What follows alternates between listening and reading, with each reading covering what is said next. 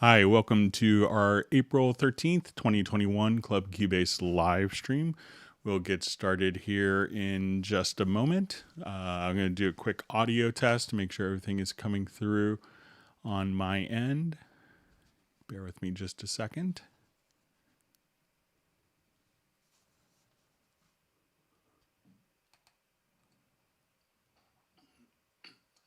Hi, welcome to. Okay, sounds like everything is coming through as expected. My name is Greg Undo. I'll be the host for the live stream today. I am broadcasting from outside of Washington, D.C., in the United States, in Alexandria, Virginia. I work as a product specialist for Yamaha Corporation of America, focusing primarily on Steinberg products. And if you have not attended a live stream before, how it works is you can ask questions in the live chat field or submit them as questions in advance to clubcubase@steinberg.de.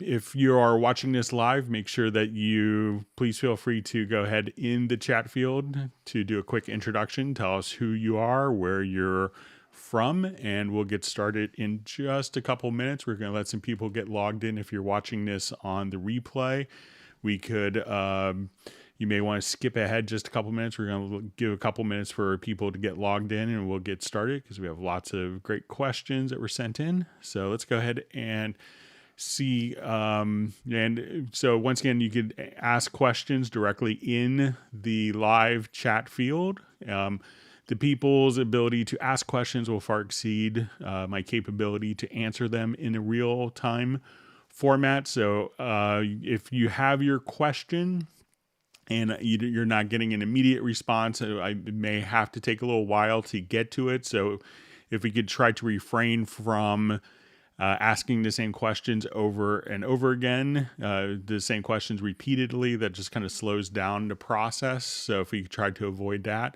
that would be appreciated. And also, if you ask questions, if you could say I'm running Cubase Pro 11 on Windows, or I'm running, Cubase Elements 10.5 on Mac OS, that information sometimes is helpful as well. So when asking your questions, so that could be just that information is helpful. So let's go ahead and take a quick look at who's on, or let some people get logged in, and we'll start answering questions.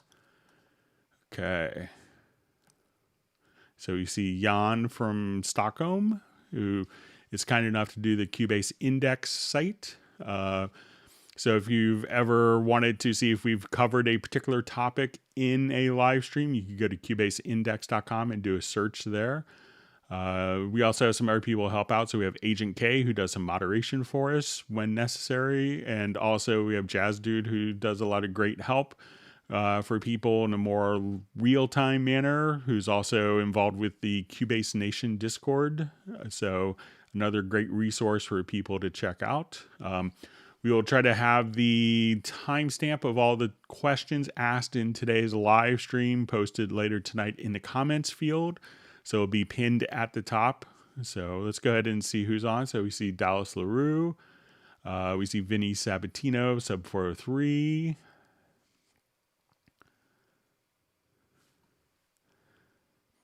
Okay. All right, so we have Sir Robert from Atlanta checking in. We have Filter Freak from UK. We have Fred Robinson from Prague. Okay, we have Robbie Bowling from Dallas.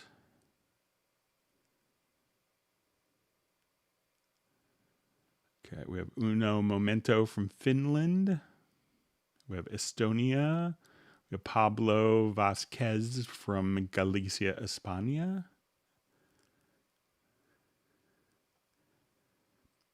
All right, we have Jan from Cubase Index. All right, so we have Kent from Washington State. We have Norway, Trond from Norway. The wonderful Clay Ostwald is joining us. He'll be our celebrity attendee for this. Clay does amazing work. Great to see you on the live stream, Clay. All right, we have John Costigan from Kenosha.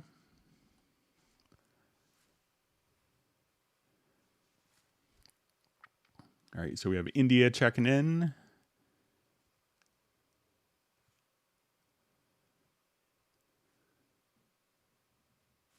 Okay.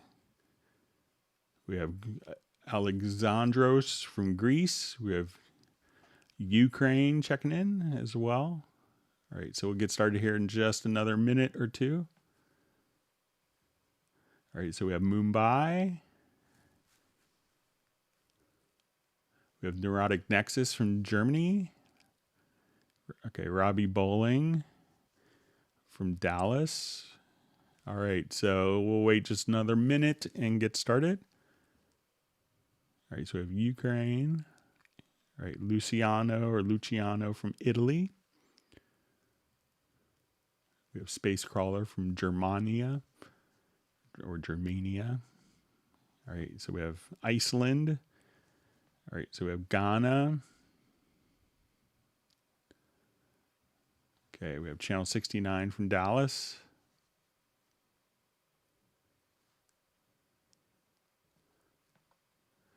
Okay. All right, so we have Latvia. All right, we'll wait another minute and then we'll get started. All right, so we have Holland.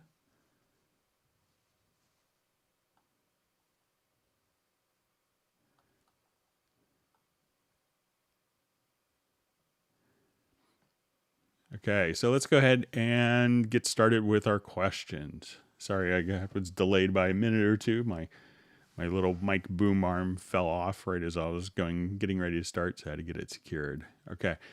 So we have a question. Hi, Greg. Can you show me which is your color settings? I mean, the palette colors and the tracks. I like it. Thank you. So I think I just really have the default colors that are available. So when I come over here, I could just select kind of, my different tracks that I wanted to colorize. So if I grab my color tool, and I think one thing that people sometimes underutilize is the capability of, Cubase by default may not colorize the tracks, but just kind of using the built-in colors. I get lots of comments in different presentations like, oh, your colors look so great. Your Cubase looks different. What are you doing special? And it's just like, okay, I'm just using colors. If you wanted Cubase to automatically colorize tracks as you work with it, you could come over here to a particular preference. And I believe if we go to under event display, and then let's say if you wanted to go, let's see, maybe it's under, I think it was under like event display, that you could come over here and choose, maybe it's under, okay, so if you go to user interface and select track and mix console channel colors, you could use the track's default color or use the previous color +1. And this way you could also just, or choose to use a random track color. And, that will, but so I'm not using anything else other than kind of this standard color scheme that we have here that comes with Cubase. But if you also wanted to expand your color scheme, you could go to your project menu to project color setup, and you could see the colors here. You could also go to presets and say, okay, I wanted to see 32 rows of 4 or of 2 number of color tints, or you could have 4 numbers of color tints and just get a whole plethora of different color options available for you there. Okay, so I see a question. My crossfades have never worked for me in Cubase. The X never works in a crossfade, and the audio menu is blanked out. The events are close enough together, or even overlapping. So a lot of times, let's say if I just had a particular audio event here, and I've split it so that we have 2 separate events. So let's say if I just hit X between the 2 events, we may see that it's going to do just a subtle crossfade kind of at the beginning and at the end of the events to do that. So sometimes when people get don't see like the crossfade option available, it could be that nothing is selected, or if you have two events, maybe try selecting both of those events and it will just kind of come right here and just do the crossfade. If two events are separated pretty significantly, so say if I come here and there's just one single event and I do a crossfade, that there's nothing to crossfade between the two. So let's say they are kind of close. You could say the selected events can't be crossfade because the gap is too big. But even if the events are kind of, just right next to each other, you could try just to select both of the events and hit X. And as you do that, the crossfade will automatically be written into the file. So make sure like you have the event selected as opposed to like the track selected, and those things. But the crossfade should kind of work that easily.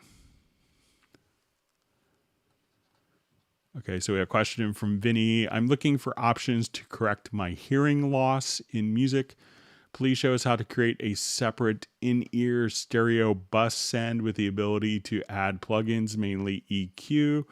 I have MR816 CSX. Okay, so I'll save this before we move on. So let's say if you're doing a tracking session and you wanted a separate in-ear stereo bus, I'll come over here.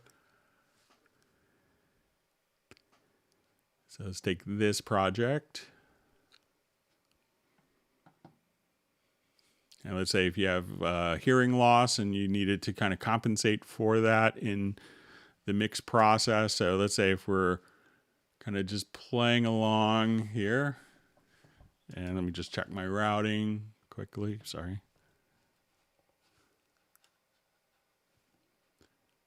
I will come to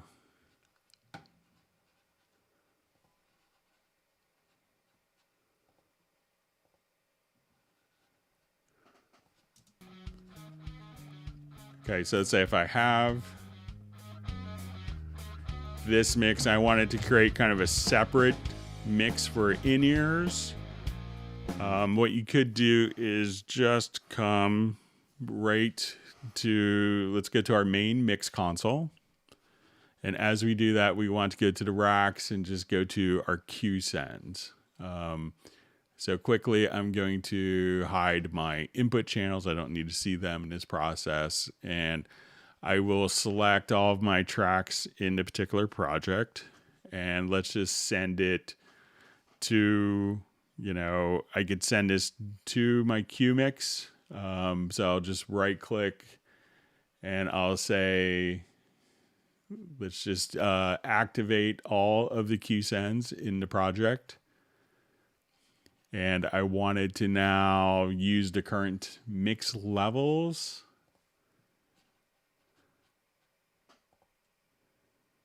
So now as we wanted to come here, we could say, if I wanted to listen to my Q mix 1, and let's say this is maybe we want to have different EQs on or different levels. So let's say I want to take my kick and we're going to send this to our drums headphone mix. Let's say the bass player needs to hear more kick. So I'm going to say in the bass player, we're going to send more kick. And we want to send more bass to the bass player's headphone mix. So now we click here and you could just go back and forth between the different Q mixes.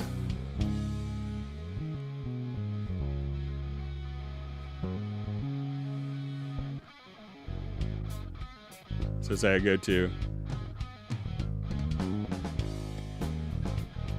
and then for each of the Q mixes, if you wanted to, you could come over here and just have your own set of inserts. So if you wanted to, just for this in-ear mix, you could just say, okay, I wanted to just EQ. So say, okay, I just want to grab like a graphic EQ. And this is just going to be in the Q mix. but not in the normal mix.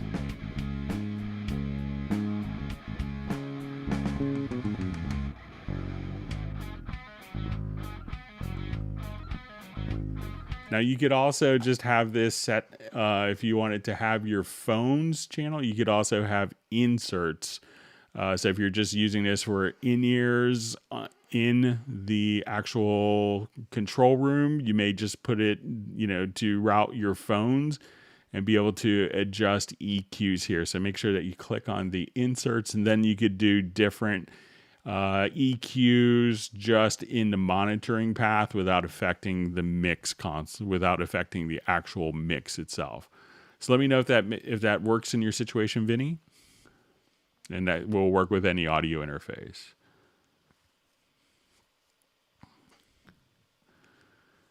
Okay, so we have a question from Sub403. I upgraded to Cubase 11 yesterday, and everything seems to have transferred over except my preferences, i.e. meter colors and color scheme. Any clue why? Thanks. So I think that generally the color schemes are going to be transferred over with the particular project. I know that there was kind of an issue with 11.01 with how it changed kind of the metering colors. So I think that may be resolved pretty soon. So that may be just kind of a product of that particular maintenance version of 11.01. So, but I think that the color scheme itself is actually stored not independently, but within a project. So, okay, question. Is there any way to pull up Supervision presets via key commands? Thanks again. So I don't think that there's a particular way to do that via a key command. So, but if you wanted to, I know some people may have, like, let's say a Supervision, let's say, going on, and I'll just revert this quickly.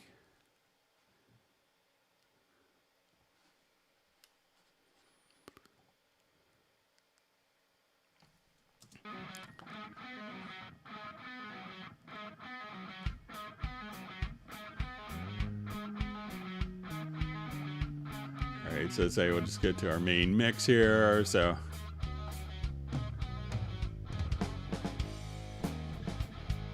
and let's say I have Supervision going on. So I don't know of a way to trigger the different keyboard shortcuts or different presets from a particular keyboard shortcut, but you could just kind of obviously click to do that, but I don't know. I'll take a look just in case.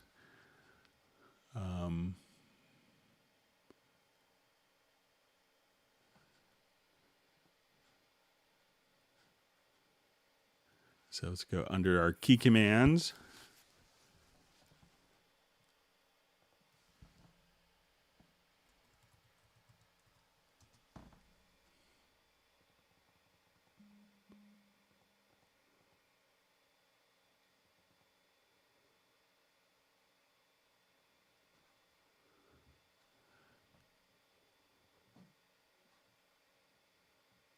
Okay, so that's good. And see if this will do the trick.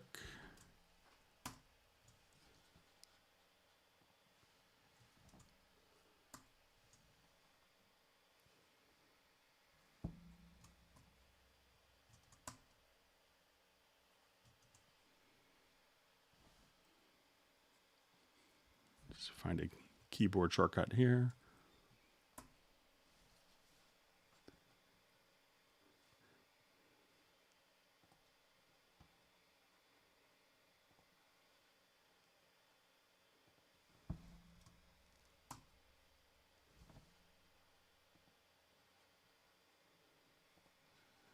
Okay, so let's say if I'm here.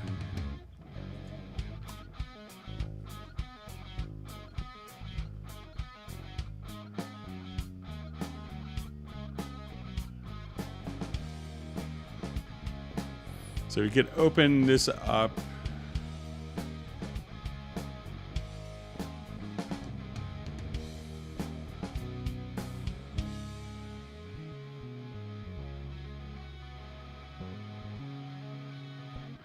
So it looks like we could open up like just the overall browser, but maybe not directly from the plugin view to call up different presets. What I've seen some people will do is to have multiple versions and then just call them up different scenarios as different workspaces. So you give that a try, but I don't know of a keyboard shortcut for a specific preset.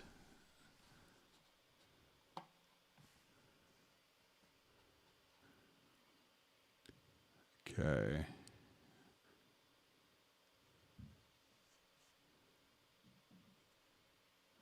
All right, so we see Filter Freak is proud to have been able to make 9 weeks in a row, so that's great.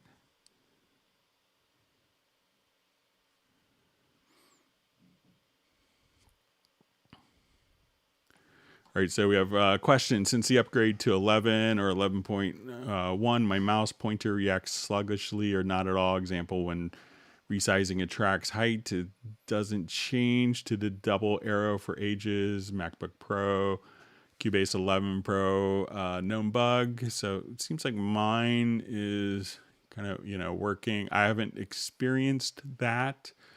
But the one thing that you could try out of curiosity is to see if you start the program, if you hold down, start it in safe mode, where you hold down Command, Option plus Shift on starting. So start Cubase, hold down Command, Option, Shift, and then it'll ask you if you want to temporarily bypass the program preferences, and see if you choose to bypass the preferences, if that behaves differently for you. But doesn't seem to be any sluggishness or delay when I've been working on my MacBook Pro here.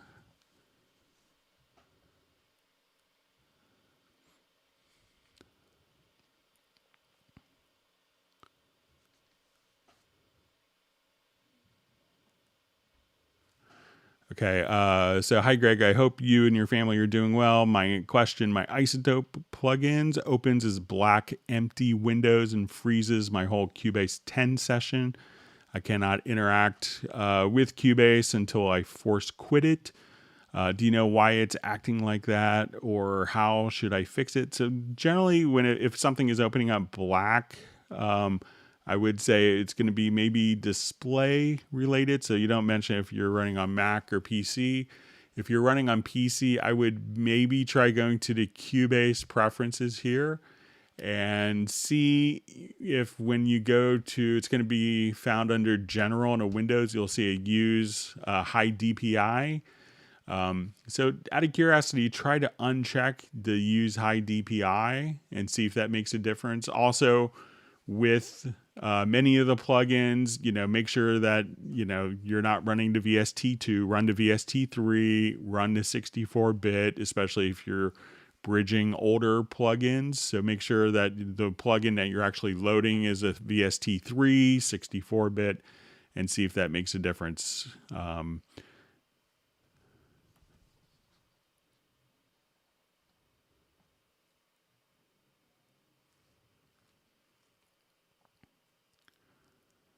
Okay, so we see, hi Greg, are there color themes in Cubase, or just the ability to color individual items? So, you can colorize individual parts, and we could colorize the tracks. So if I just wanted to have the track selected and I wanted this track to be that particular color, or if I wanted it to be the blue, whatever color that we choose here, I could also just grab my range selection tool here, and let's say I split, and like for the chorus, I wanted it to be maybe a different color. We could choose to, say during, when it gets to this part, even though the track is this color, we could have events within the track have their own independent colors. There are within the preferences, so this isn't necessarily like a scheme or a preset, but if you go to your Cubase preferences here, there are going to, your different color schemes where you could say, okay, I want the project area, the editor background, the cycle, reverse cycle marker. You could have different track type colors. If you want the different mixer faders to be different colors, these could be set. The racks can be colorized independently, and how the tracks. So those would be probably more like a scheme, but generally, a lot of the functions would be just for the events on the project window. They could independently be changed, but I'm not sure if it would be considered a theme per se.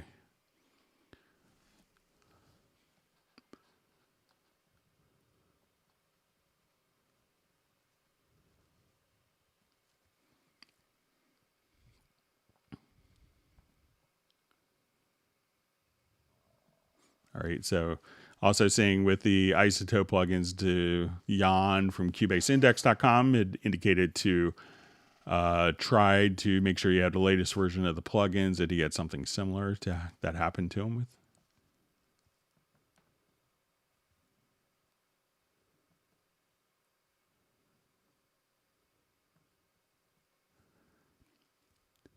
All right, we see that it's a beautiful spring day in Stockholm, courtesy of Jan.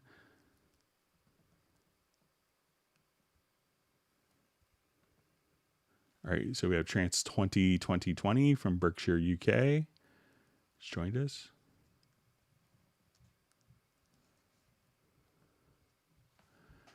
So I just see a question. Could you make a video on making a full song with the stock plugins, please? It would be very helpful. So pretty much every one of the videos that I do on this, so pretty much every live stream video, everything is using stock plugins. So, but if there's anything in particular you want to see with stock plugins, let us know.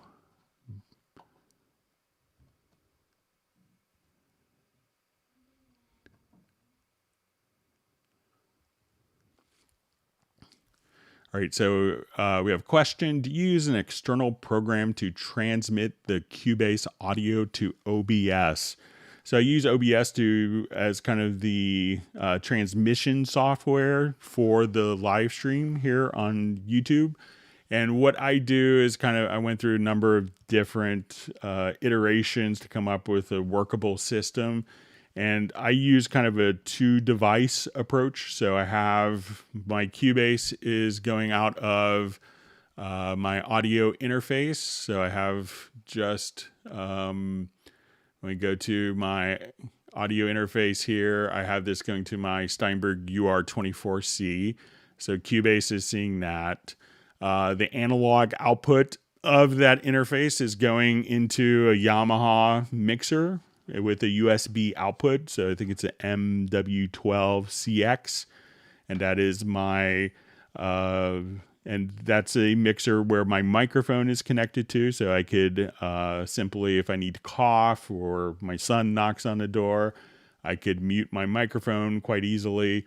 And I use so if I go over to OBS here really quick, and for the mixer, I just use the audio from the Yamaha mixer so that the two are kind of independent. So I don't have to worry about changing sample rate. So it's just, so the Yamaha mixer is what OBS is seeing, and Cubase is seeing its own USB audio interface, and the two are kind of on the same computer but kind of different paths. There's a lot of people I know that use Restream plugin, and then a bunch of people say they have stability issues with that. A lot of people use Voicemeeter on Windows, and there's some other utilities on Mac OS, but I found this to be the simplest and most effective way to kind of get the audio consistently without having it messed up.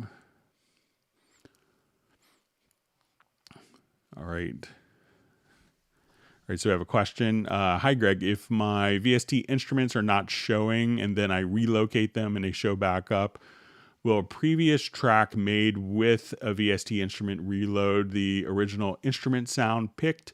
Yeah, so once the program makes that connection, basically the program's going to say, I'm looking for this instrument, and then the instrument will say, I'm looking for the sounds. But what Cubase is looking for is just the fact that once that connection between the instrument and its content and its sounds is established, you could move it anywhere, and Cubase just opens that plugin, and when it loads the preset, that plugin then goes out and searches for the sound, so you don't have to do anything special. So if you are in a situation where you do need to move your content, there's a Steinberg Library Manager utility.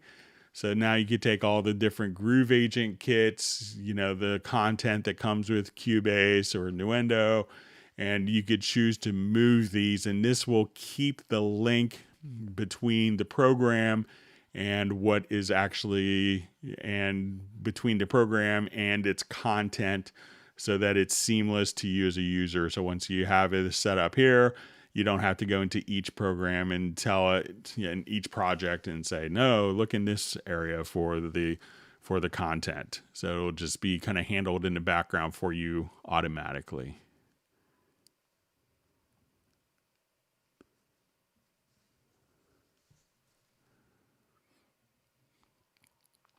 Okay.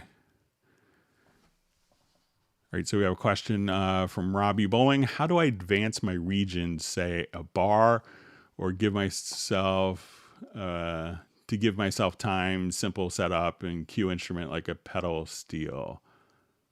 Okay.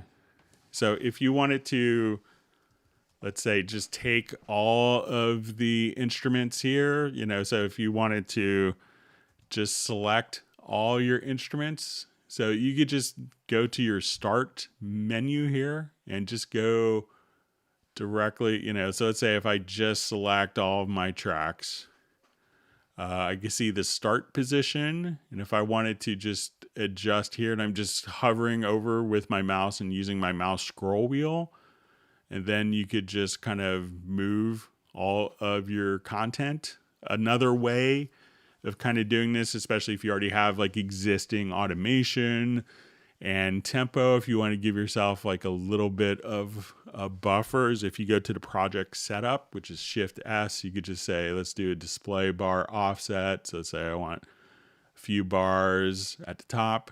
And what that'll do now is just give us blank measures. So I put 5 measures in. So we'll now have 5 blank measures, and everything starts right at bar 1. So that should be able to, so again, just go to your Shift plus S or your project to project setup, and then you'll see a display bar offset. And I think that will just do exactly what you want to do, Robbie. So let me know if that makes sense, and if that's what you wanted to accomplish. All right, great to see Stefan from Sweden joining us.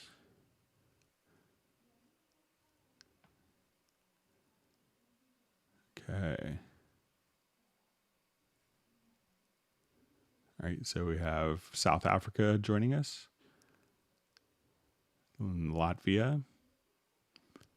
And occasionally my chat field may jump on me, which it just did. So I'll try not to lose questions as we do that.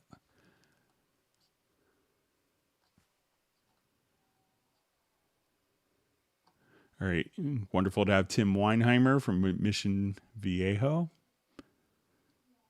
All right, and we have Canada.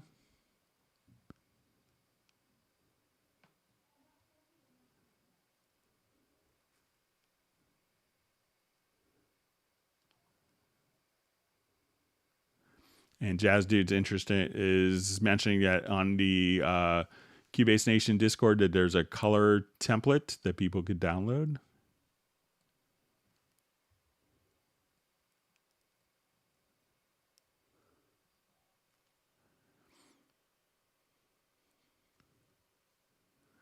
Okay, so a question, is there a way to automatically change event names based on track names? So you could You could do some stuff like that. So using the Project Logical Editor. So let's say if I wanted to add a number of tracks, and these will be very creatively called audio 01, audio 02, audio 03, 4, 5, 6. So let's say I just wanted to get rid of the word audio.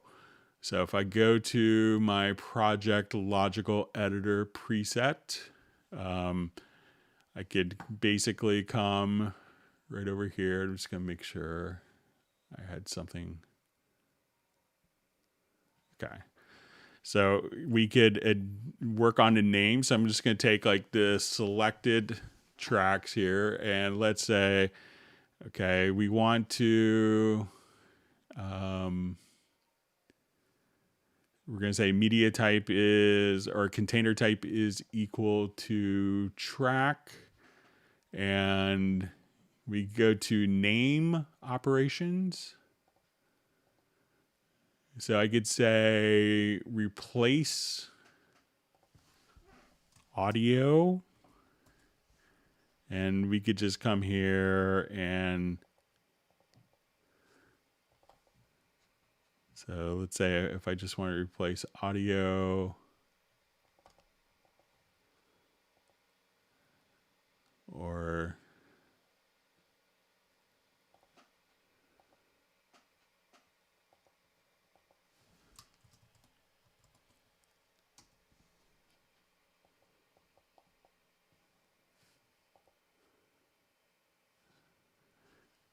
so if let's see, I just did that. So let's say if I wanted to generate name, so let's say if it's audio, I want it to be set to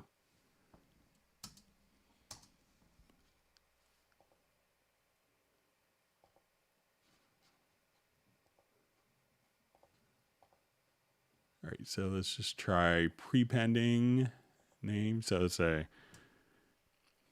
I wanted to prepend a name, audio with live stream.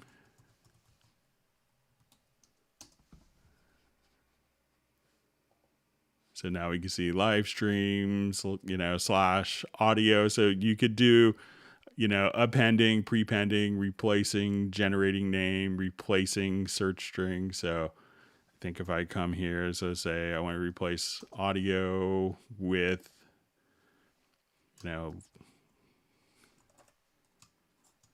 let's just say random letters. So now anytime that there's the word audio, it'll just be replaced. So you could do a number of different things for naming stuff using the Project Logical Editor.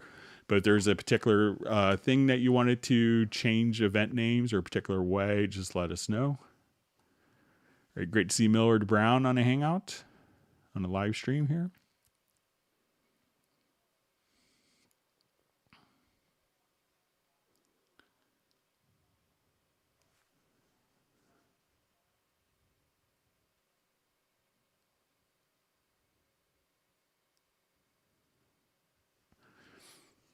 Okay, so question, is there a way to make spacebar behave the same way in the sample edit window, or maybe a key command for audition in the sample edit window? All right, so let's go ahead and take a look. So let's say if I'm here, and let's just go to,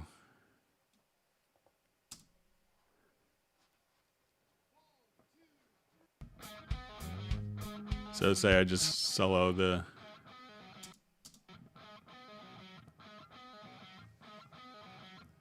all right, so this way, as I,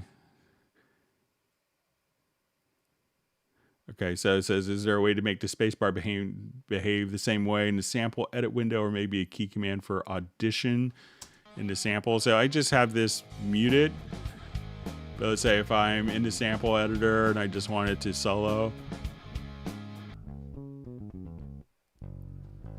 But now if I wanted to go just straight to, so while that's soloed, if I just wanted to,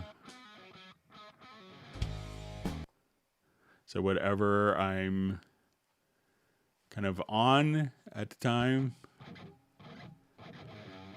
So I go to the bass part while that's soloed, but the transport, start, stop, play is all kind of working as expected. So let's say, and let's say, so double click, we have our hi-hats. Let's go to the guitar part. Let's go to the other guitar part. And then once I kind of click again, that will, clicking once will just so I could double click, and if this is in solo, it will just automatically play. So double click, click again, that will deactivate the solo.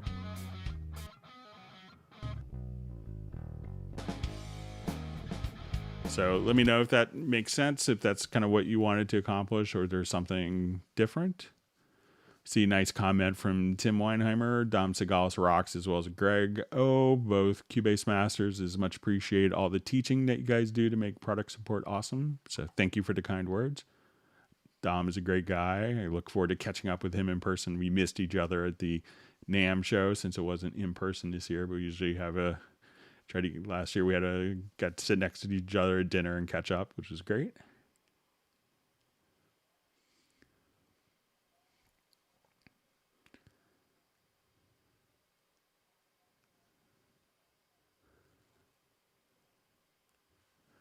All right. Hi, Greg. Do you think a DAW in general has a sound? So I've done a lot of testing between different DAWs to see if they sound different. I think that you will find that there are differences in the sound if you do it. And one of the ways that I do a lot of testing in this scenario is, we used to do a lot of, one way that we would do it is take two different laptops going through the same audio interface, going into like an analog mixer, take the same exact audio files, like a 2-track file, and hit play at the same time on the space bars. And then on the analog mixer, just solo and mute between the two sources. And, then that's a pretty good indication where you set the pan laws identical, you set the output levels identically. So I don't think that there's anything that people do in one company that makes their stuff sound, better. I think there's a lot of companies that can make mistakes in like phase relationships between tracks and not doing proper delay compensation with plugins, so that anytime you instantiate a plugin, the tracks get slightly out of phase. So there's a lot of things with that. But I think if everything is done, theoretically it should be very, very similar. But, when you actually do it, it's not very similar. So whatever reason that is, it is. But I have, done that many times for people. So, all right. So we see if you've learned something new, make sure you hit the like button. And if you have not subscribed to the YouTube channel, make sure you do that as well. That allows us to continue to do these live streams. All right. Wonderful to see Taylor Sapp from Pine Grove, Pennsylvania.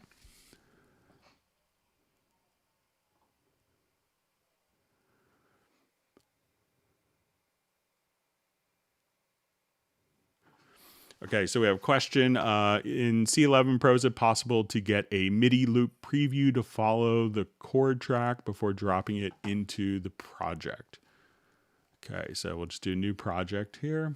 I think there's a way of doing that. So I'll add a chord track.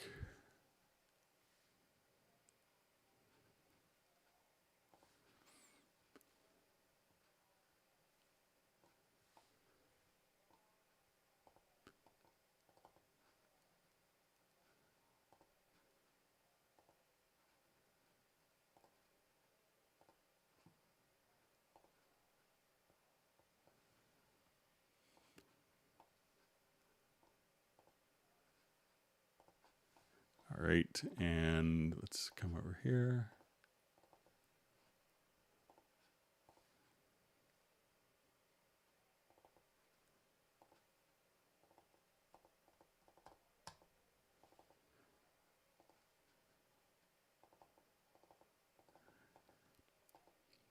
All right, so let's say this is our chord progression. So let's go find some different MIDI loops.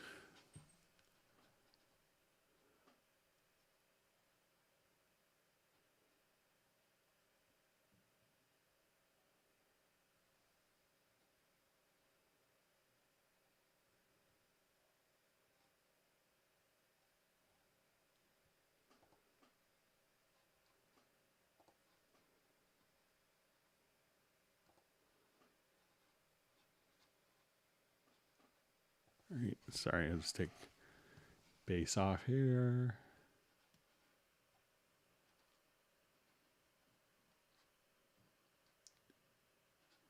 Okay, so let's say we have electric piano loop that we'll preview.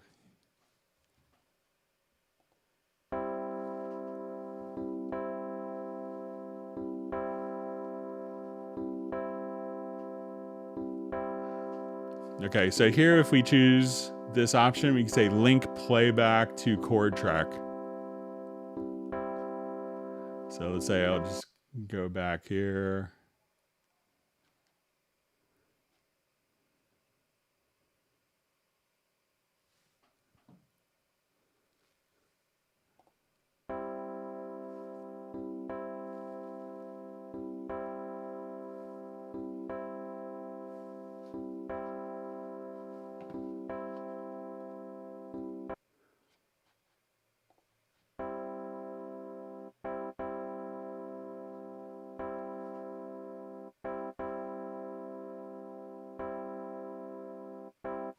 All right, so let's say if I'm playing, let's say I'll just put this into a quick loop.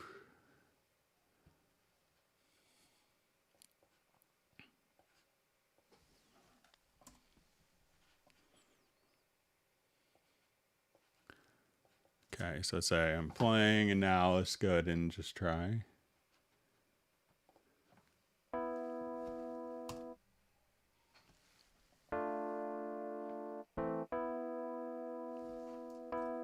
All right, let me just put this in loop here.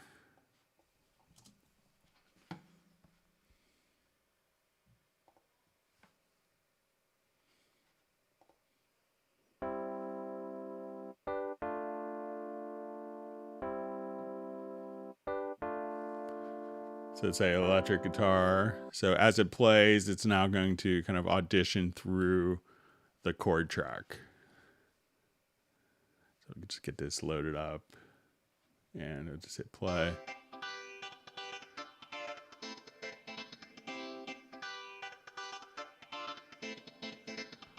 So let's say if I wanted to change this chord here.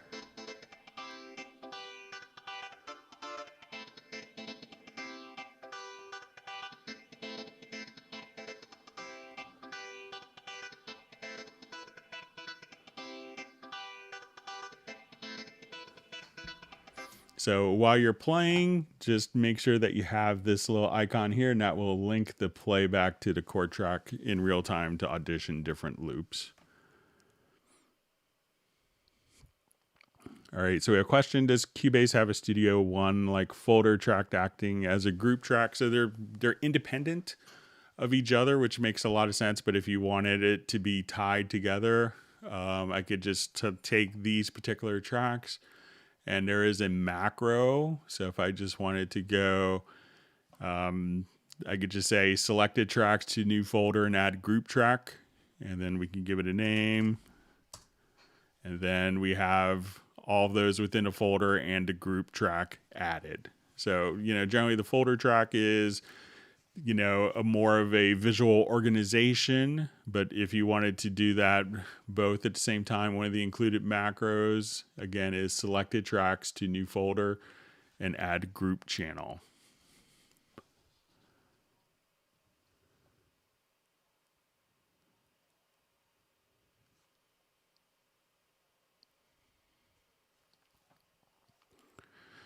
Okay, so we have feature request, be able to change phase incrementally by degrees rather than just 180 flip. So if you have a number of audio tracks, what you could do, and people will do this kind of all the time, it's pretty common, especially let's say if you're working with, like with stacked, like let's say we have multiple snares is, you may just say, okay, I want to come here.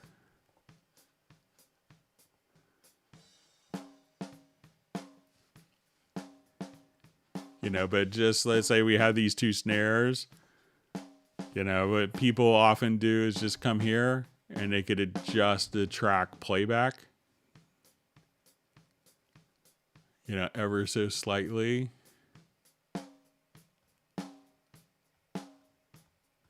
And be able to kind of adjust the phase there, because if we think about, phase is just going to be timing.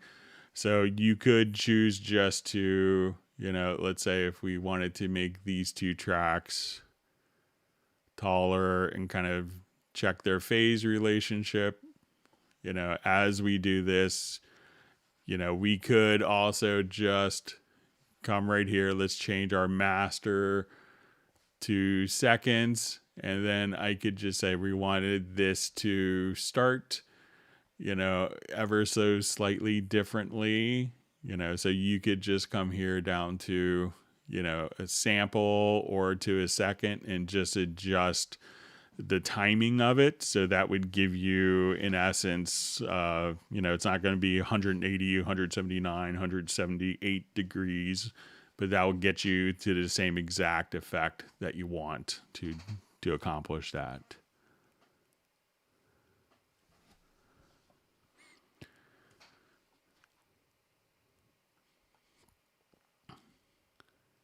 All right, so just see, why won't tempo detect work correctly on MIDI notes? So, I have it generally work pretty well with MIDI notes, so it could really, depend upon the part itself. But I think I have an example here that we could show.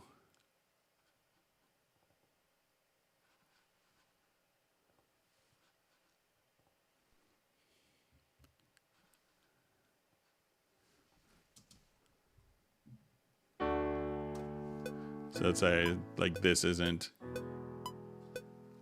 so good. So I'll just come over here and do a tempo detection of this.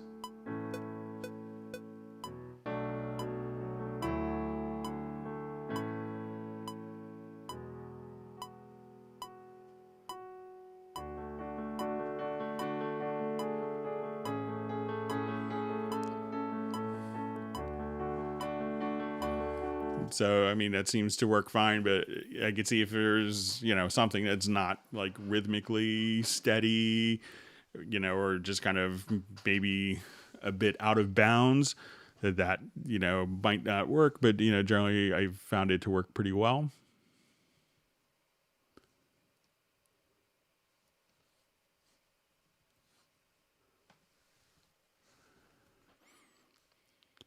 Okay.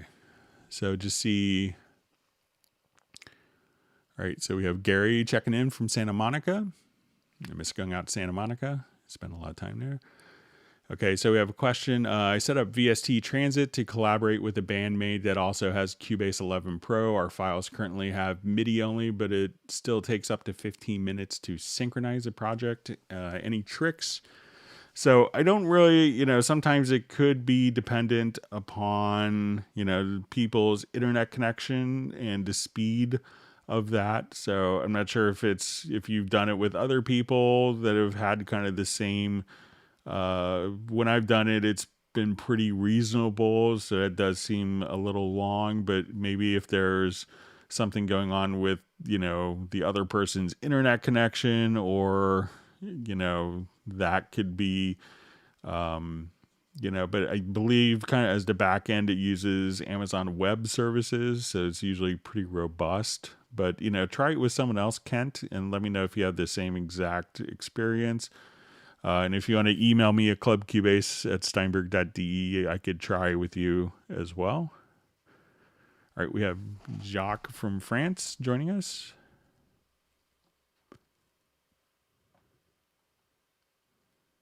All right, we have Captenergy Music from Pennsylvania joining us. great to see you. And John Costigan. All right. So the question, hi Greg, my Win 10 Cubase 10.5.3 computer has taken over sound control output. It's still through the UAD Apollo Twin USB, but wrong monitors and only control with Windows slider. Apollo is still checked in sound. So I would, it's going to be slightly different on Mac or PC. So on the PC side, you would, go, I would probably, you'd see it on the bottom where you could choose where the system sounds are being routed out to. So if you didn't want it to go out of your Apollo, you could, and you want it like your system beeps and stuff to go out of a different set of speakers or a different device, you could do that. And on the Mac, this is different between Mac and PC, but you could actually just select where your system sounds are going out of. So you could do something very similar on the PC side as well.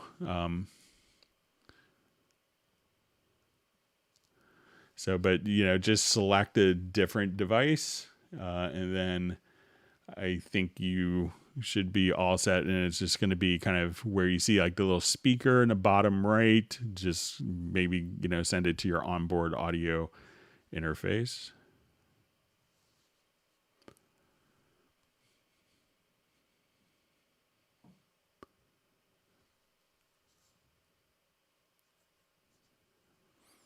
All right, so we have a question. Hello, Greg. I'm writing score for a film, and I break up my reel into multiple cues. When I shift the tempo, the entire video shift.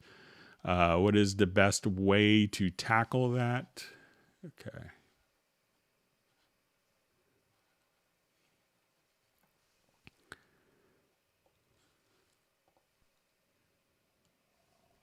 All right, so let's take a look at this.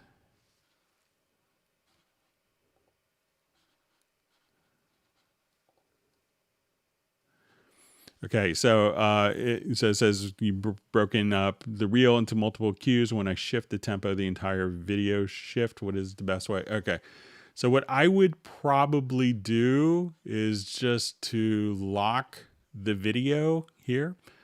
And that way the video will kind of stay in position. So make sure that, so if I came over here, let's say I had my video start here, and now I adjust my tempo, I can see that the video itself is kind of moving as the tempo is adjusting. So let's see if I just lock the video and I adjust the tempo.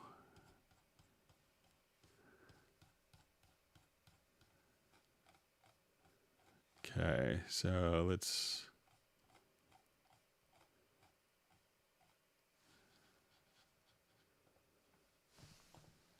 All right, let me just look for one other track control setting. See if there's...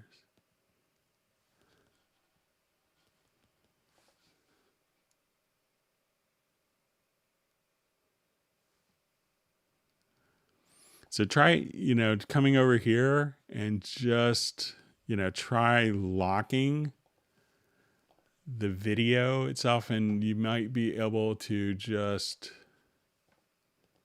So let's say so now that this video has been locked, so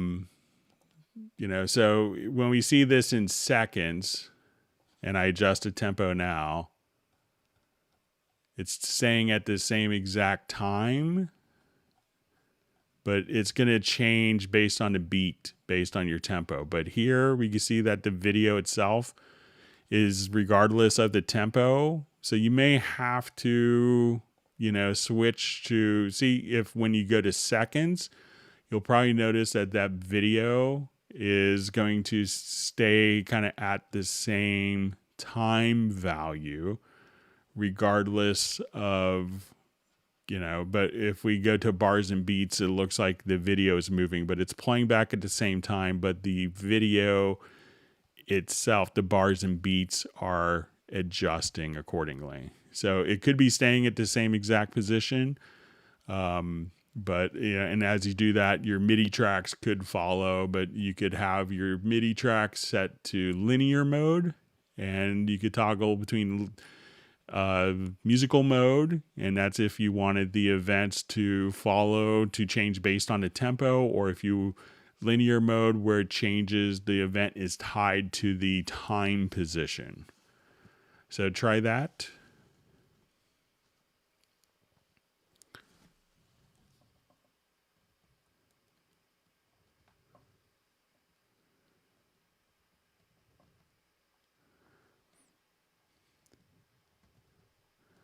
Okay, so we have a question from Taylor. Why do I get a missing audio files message in some of my Halion Sonic SE presets?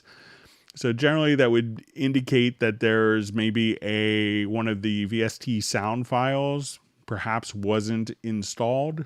So that would be my first thing. I would make sure that you have all the different VST sound libraries installed, and you could check from the Steinberg download manager for your Cubase. And if you've done trial versions of different instruments, that may make a difference as well.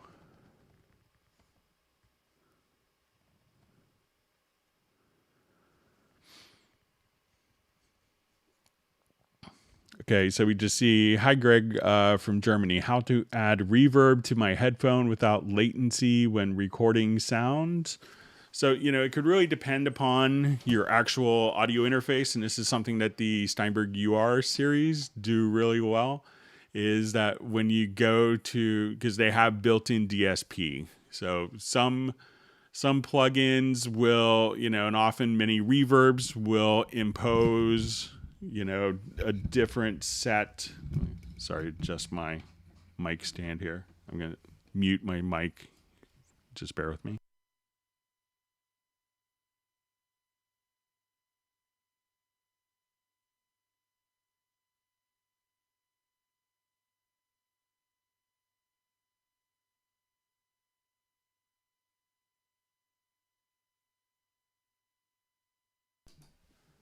All right.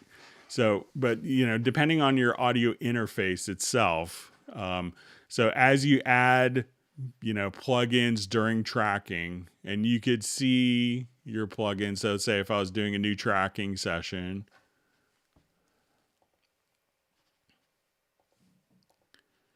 and we have one audio track, and on this audio track, we wanted to monitor with reverb. So, say we're going to add an effects channel. And let's add Revelation reverb to it. Okay, so now when we want to add the plugin, let's go ahead and look at it in our full. Sorry, all of my.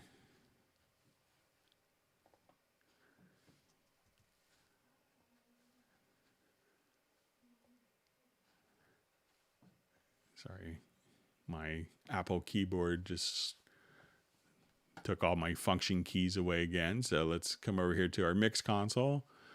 Okay, so in the mix console, we get to see our channel latency. So depending on the actual reverb plugin that you use, this could impose latency.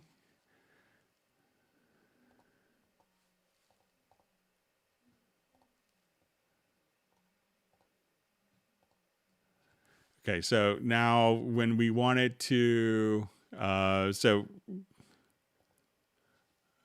let's say we'll come over here to our inserts, and let's say if I wanted to add maybe like a reverence reverb, let's see if that's going to add more latency. So, all right, so depending on the reverb, so you can see that with Revelation that there's no, that there's going to be the total channel latency here is going to be on Revelation. There's no latency, but on Reverence, there's going to be 11.6 milliseconds. So you could determine just by going to the channel latency view in the mix console how much latency is going to be on the track. So anytime that you're monitoring through software effects, that could add additional delays. So some interfaces, so if I come to my Steinberg UR24C here, and I have this set to my mix out, And now I go to and make sure that I have direct monitoring on the interface. So now when I go to the audio channel, you could see that you could have different hardware controls. So I'll add an audio track. And we'll set this to a mono input.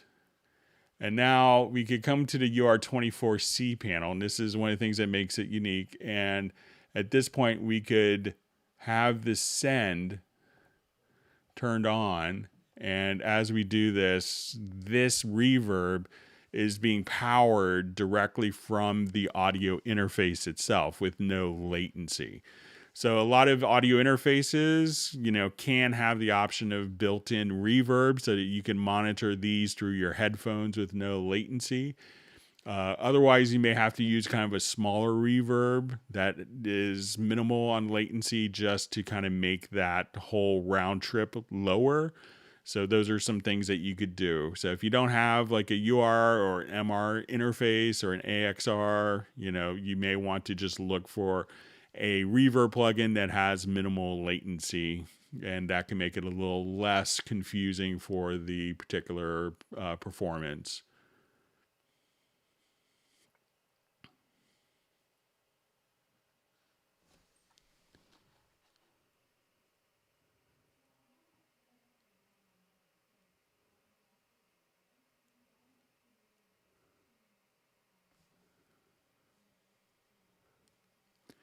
Okay, so I just see when unmixing in spectral layers, the rendered files sound out of phase, using this for a restoration project. All right, so let's go ahead and just take a look.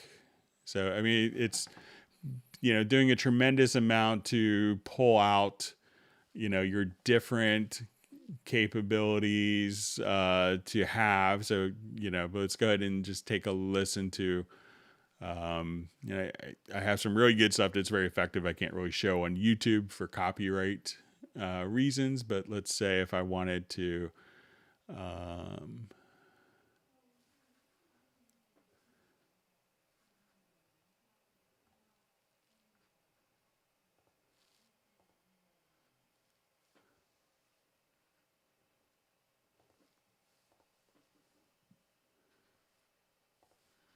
right, just let me look for a project here.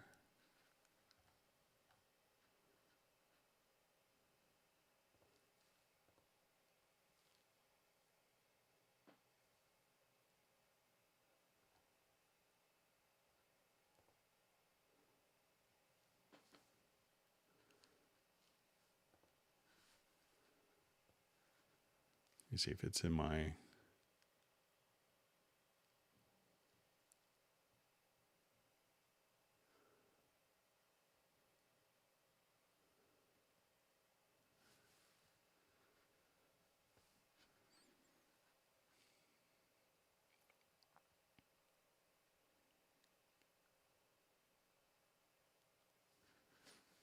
All right, so let me look, see if I can find...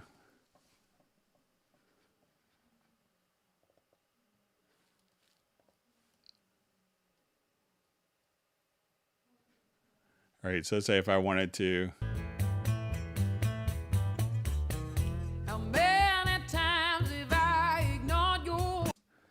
All right, so if I want to take that and let's do a quick spectral layer, some splitting of the files. So I'll go to audio, let's go to our spectral layers extension.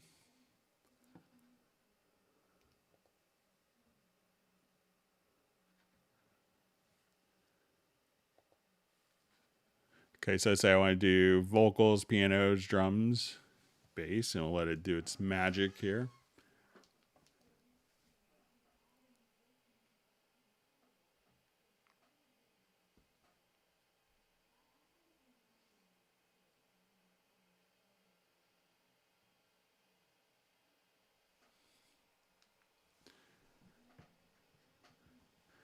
Okay, so now we want to,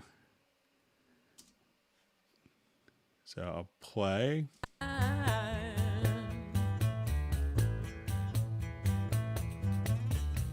That if you're feeling to see me where you best protect the land. I don't mean to be unkind, but all the reasons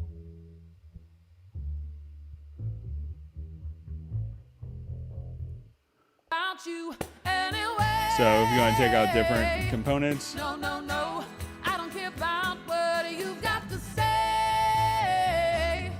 No, no, no, I don't care about you when I say it. so obviously doing, you may have to play and tweak with different settings and rebalance, but it's pretty remarkable that you could take out those different components. So, I often compare it to, it's like taking the eggs out of a cake after you baked it.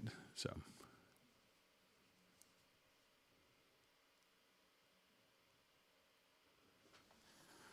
Okay, so a question. In the score editor, when inserting notes with the mouse, is it possible to use the enharmonic tools to change the flat or sharp appearance in the score? But in the info line, notes always are sharps. Okay, so it says it is possible to use the enharmonic tools to change the flat or sharp appearance in the score. But in the info line, notes are always sharps. So let's go ahead and just take a quick look.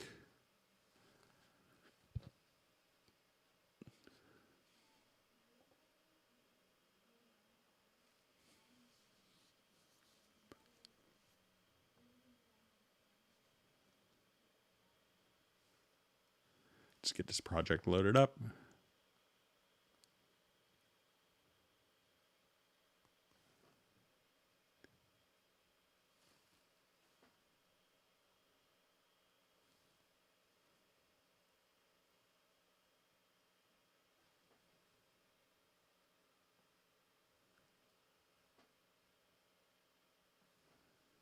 See if it's maybe not unloading this particular project. Let me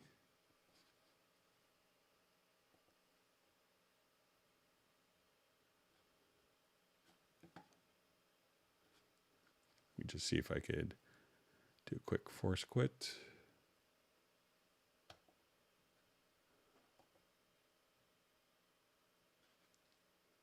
Sorry about that.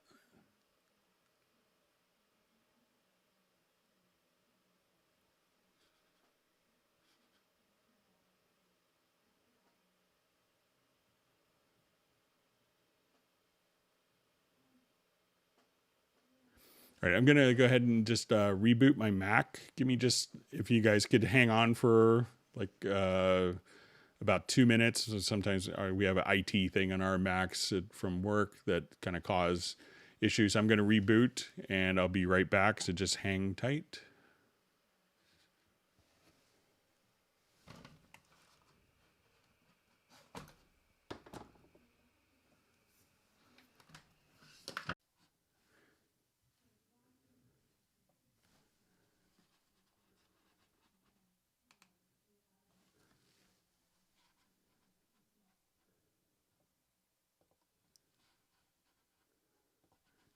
All right, so we should be back here in just a minute. Sorry about the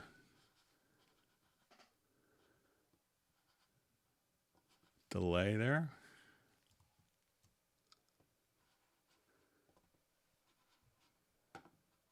All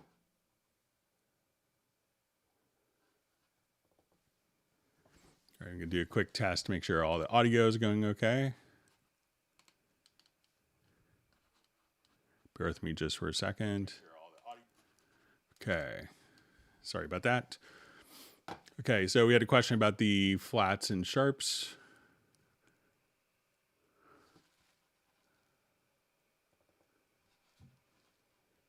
In the score editor.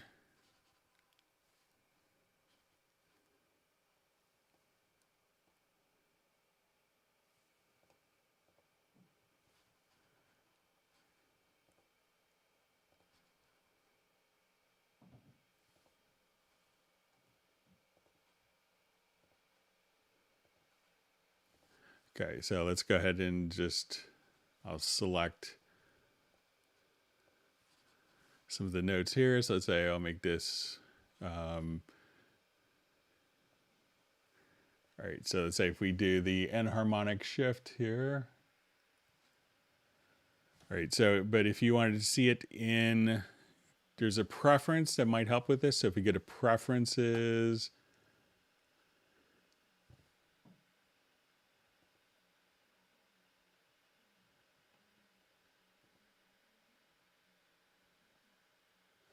and let me just see if I can find it quickly here.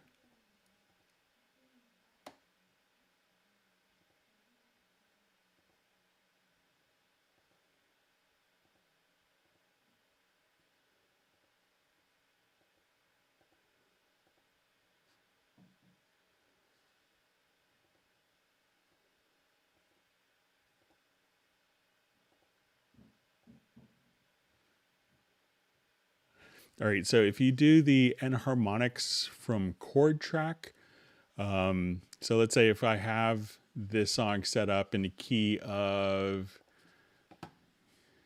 let's say if I have a chord track here, and I have the chord track set to F,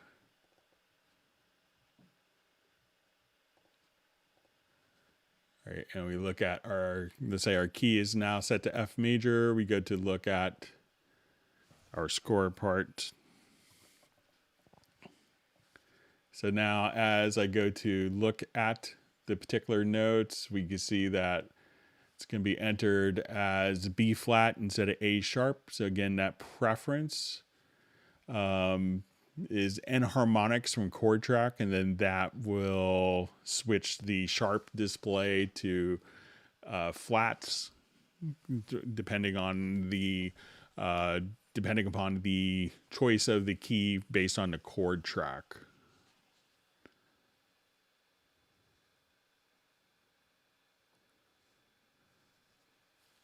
All right, so we see from sub 403 that supervision was worth the price of admission. He's loving it. That's great.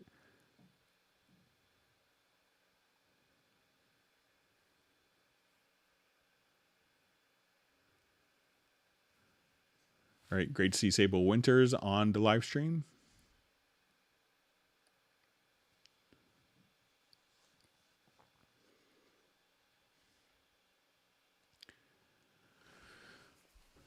So we have a question. Is it possible to save a template to a different location?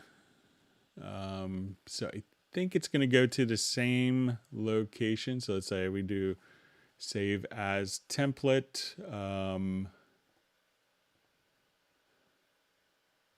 I think this is, so if you wanted to create new folders, you could do this, but this is where that template is going to show up into Cubase's environment, you know, so that Cubase can find the particular template. And if you wanted to save a template to another location, you could just simply, you know, save it as a project to a different location. But that way Cubase can find all the templates, and all the templates are stored in a common folder so that it knows where to look, and it's not scanning throughout your entire computer looking for different templates that might have been moved.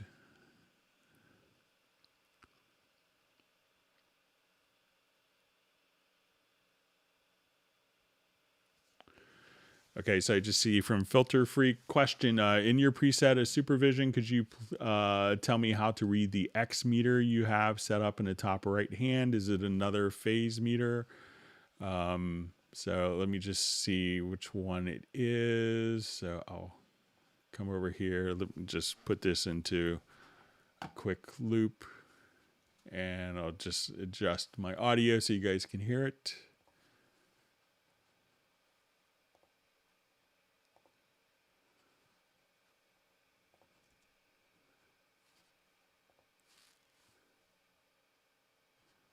Okay, so let's say, so let's go to my supervision preset here.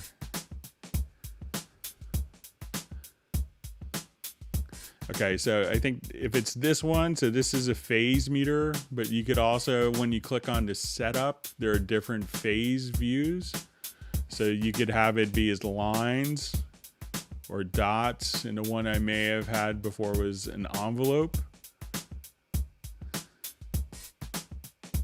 So it's just kind of a different visual representation. So if you click on kind of the settings cogwheel, you could change kind of to dots, lines, or to the envelope.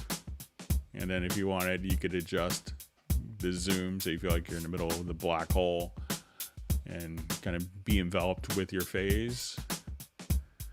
But just kind of different representations of phase. So if that's, let me know if that's the meter that you were referring to, Filter Freak.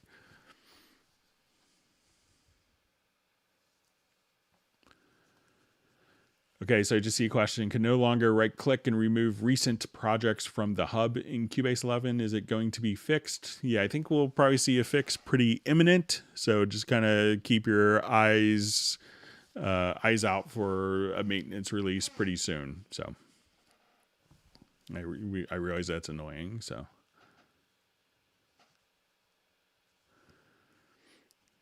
Okay, so from Taylor, question, trying to find HSSE missing files. I downloaded a few gigabytes of files I don't have licenses for, how to get rid of them. Cubase 10.5, Windows 7. So I would go to the Steinberg Library Manager. And if you just kind of come over here, you could say all the different Halion libraries, and the ones that you don't have, that don't come with it, you could just click on remove, and that should break that link for you and stop the missing files message.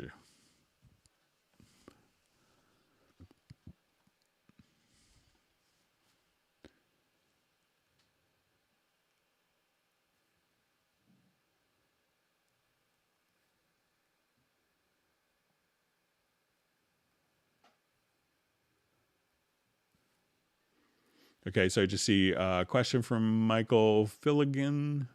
My Isotope plugins have never worked, Stutter, Edit, or Iris. So again, make sure that you're running the 64-bit versions. Make sure that you're running the VST3 versions. So I know I've had those plugins working on my personal computer without any issues.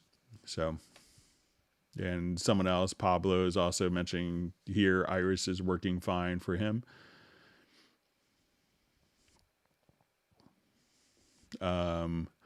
So I just see, hello, can you please provide Cubase 10.5 loops and samples and plugins? This is from Samuel. So, once you have, your license for Cubase 5, you go to the Steinberg download manager, and it's just a little utility, and then your license will give you all of the different Cubase 10.5 loops, samples, instruments, plugins, and a program as well.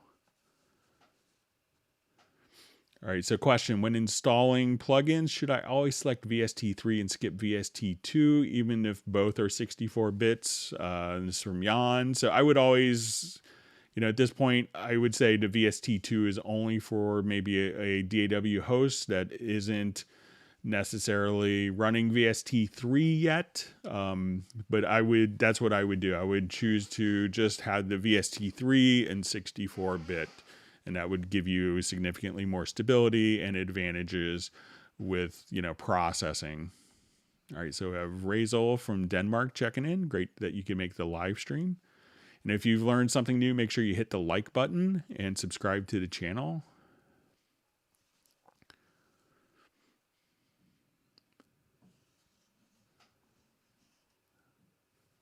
Okay, so question, what is Supervision? So Supervision is a plugin that we could use for metering.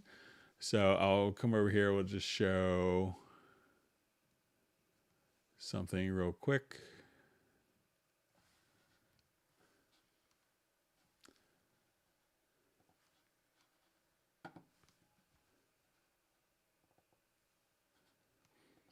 All right, so this is a track that Clay Oswald was nice enough to provide us, and he's on the live stream today, so we'll play it and give Clay a bit of kudos for his track.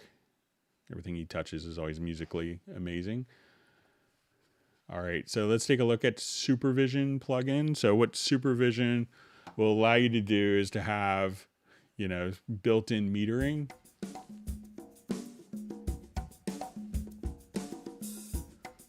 So if we kind of start off, we could have, when you go to the analyzer section, we could start off with, a level meter. And then, once you have different meter options, that you could actually just come over here and be able to adjust your different options. So you can tweak it, and if you want to see loudness meter,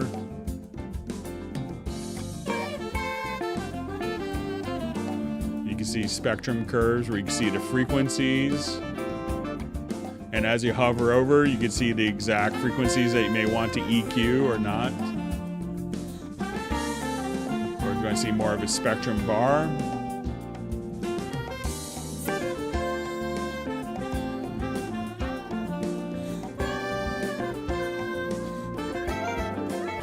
Spectrum intensity, or spectrogram,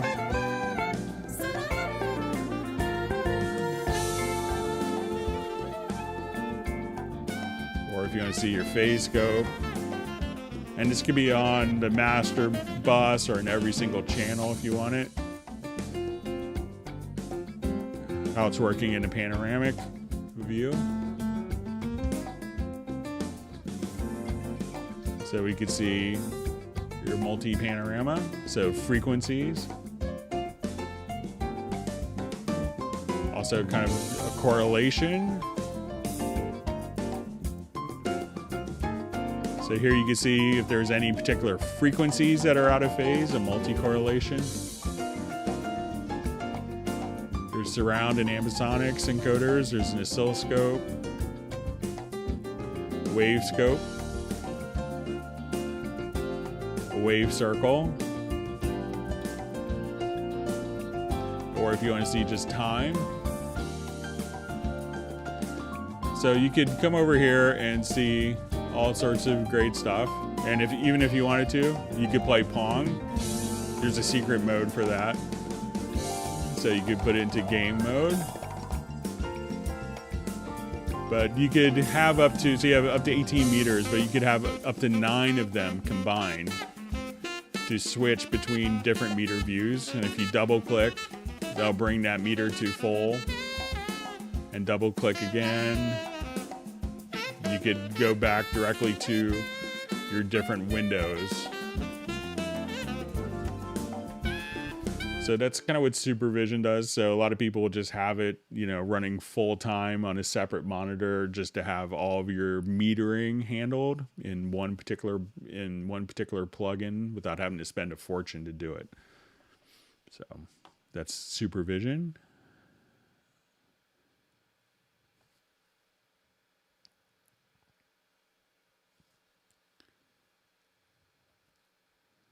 And you can find that, so you just see, where can I find Supervision? So Supervision is found under the Analyzer section of the plugins. So if you just come over here, you'll see under Analyzer, Supervision.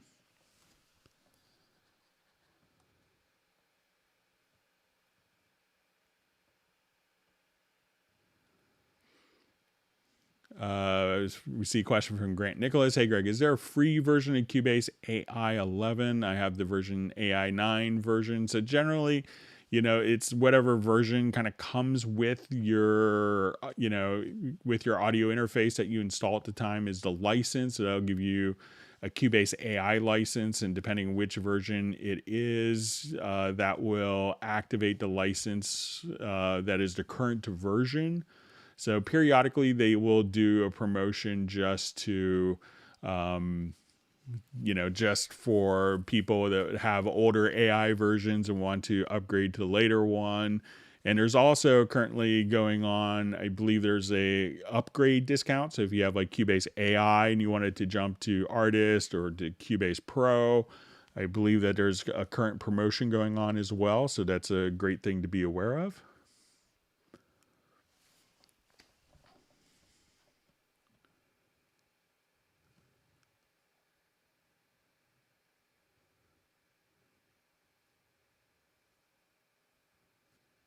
Okay, reading through comments.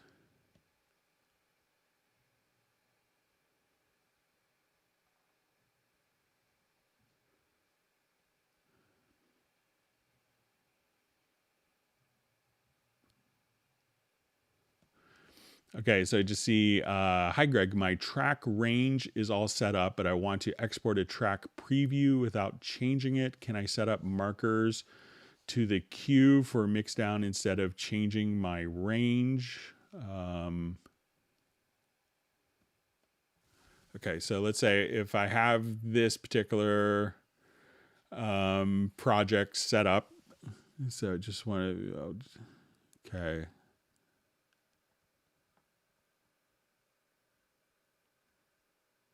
Okay, so let's just say, so the it will always just do between like the left and right locators. Now let's say if I have like a cycle marker, like here I have a cycle marker going on underneath. So if let's say if I add a marker track now and I just wanted to import different cycle markers. Okay, so I'll just set up a quick range. And let's add a cycle marker. Oh, okay, I'm just going to hit P, and then let's add a cycle marker.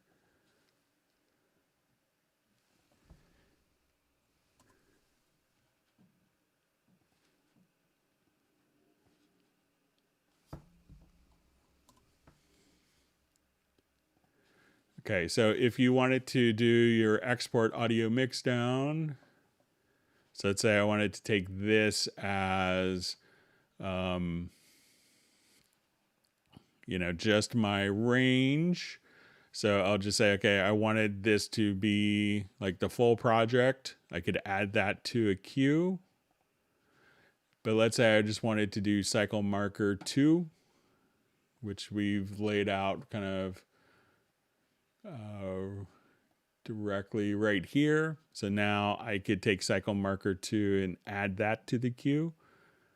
And, so those could be, so your individual independent cycle markers can automatically, you could use your cycle markers without having to affect your range. So let me know if that makes sense, if that helps you out with that particular question. All right, so we have a question. Hey, Greg, with the loop mash effect, why does the automation not display in the track once I trigger a pad with the effect and RW is activated? Effect works perfectly with a MIDI track. Okay, so let's give it a shot.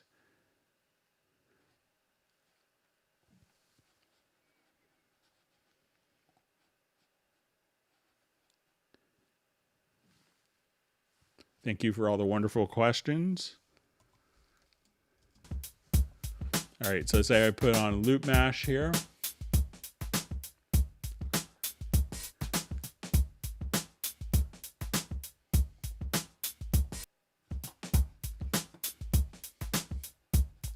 Okay, so I'm going to automate some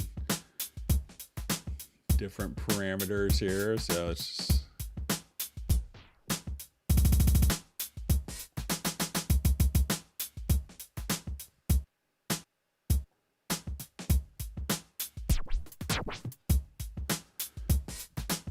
all right, so as you can see, they're just going to show up,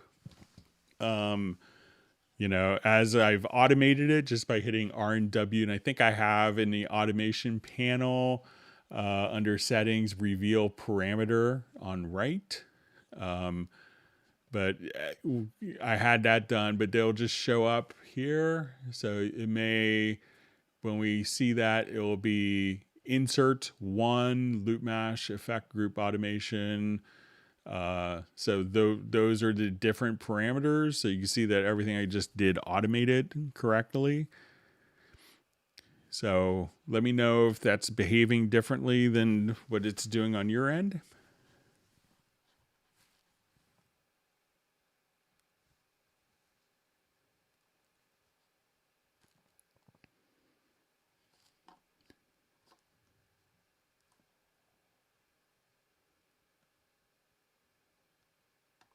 Okay, my chat field jumped on me.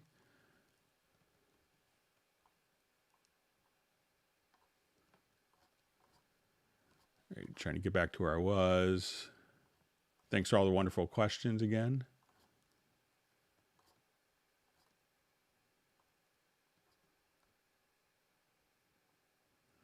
Okay, so question, is there any way to fix slight timing issues on an acoustic rhythm guitar track?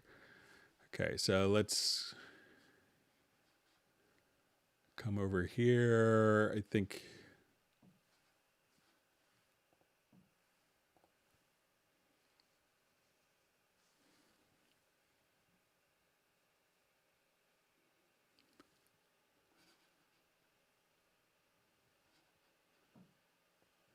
Okay, so let's say if I have...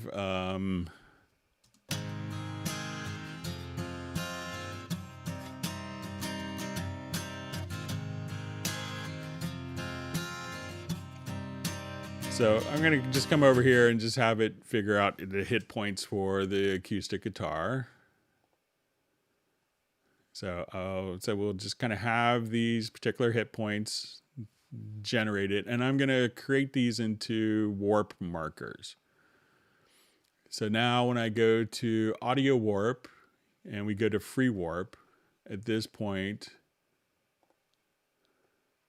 I could take each of these individual little points and just say, okay, I want this to be moved here. I want this here.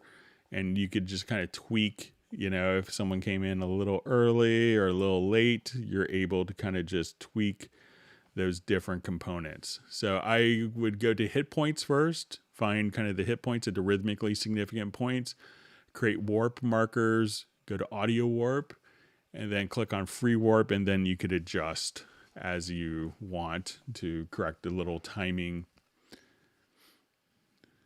issues.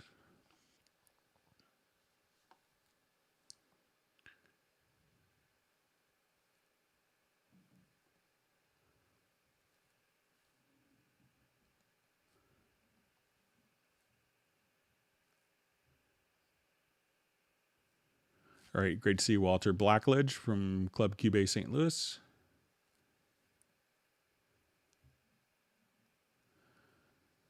So question, so would it be possible to record in Cubase simultaneously while using OBS? So yeah, you know, as we're doing in my setup where I'm taking all of my audio, you know, directly into Cubase, and that audio interface is independent, and I'm just basically monitoring the audio through an analog connection into OBS. At that point, I could just, you know, I can record and do everything that I normally would into the system and be recording in Cubase while other people could watch via OBS.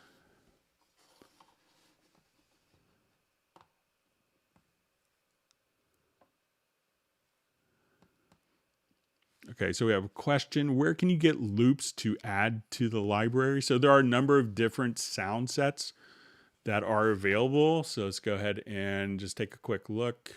We'll go to the Steinberg site.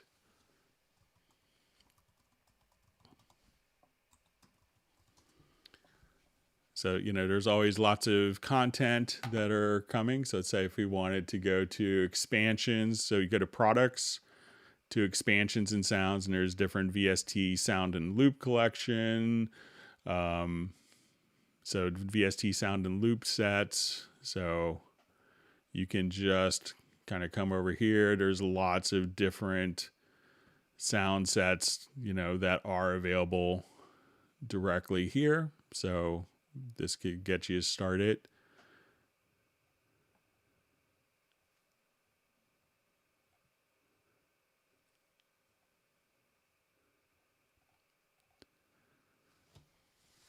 So lots of different ones, and there's different like bundles periodically that are offered as well.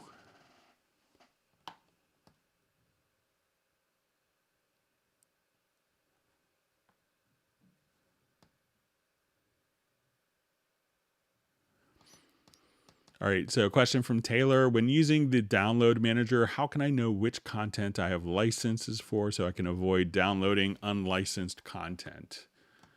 Okay, so, the big one is probably going to be with Cubase. So let's say if we go to the Steinberg download assistant here.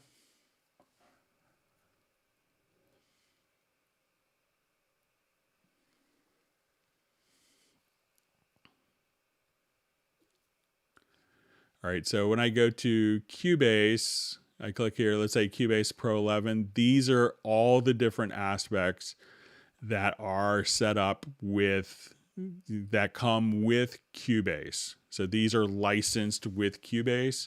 So probably if you go to, and there's lots of people come here, it's like, oh, I'll just download everything in this program.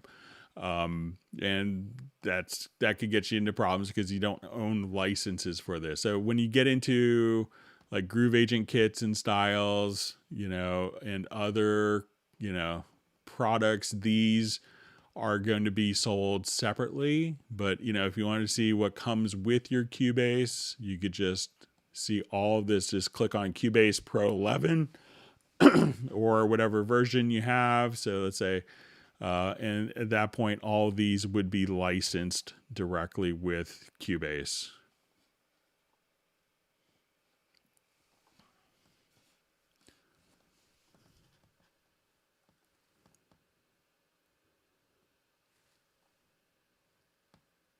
We see people giving kudos to Jan for the Cubase Index site. Well deserved.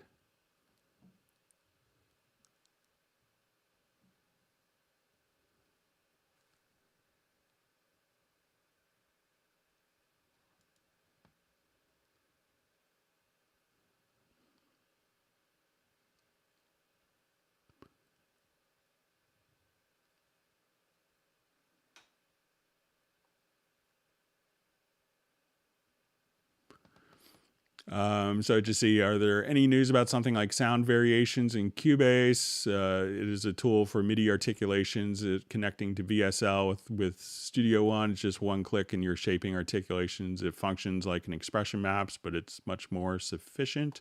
So I haven't heard of anything with that. It's obviously probably a fairly new feature. So, but you can see that Steinberg has a long history of working with VSL guys as well. So who knows what will be coming in the future. All right. Wonderful to see Mark Rabin on the live stream. All right. And we have Lucas checking in from Colombia. Welcome.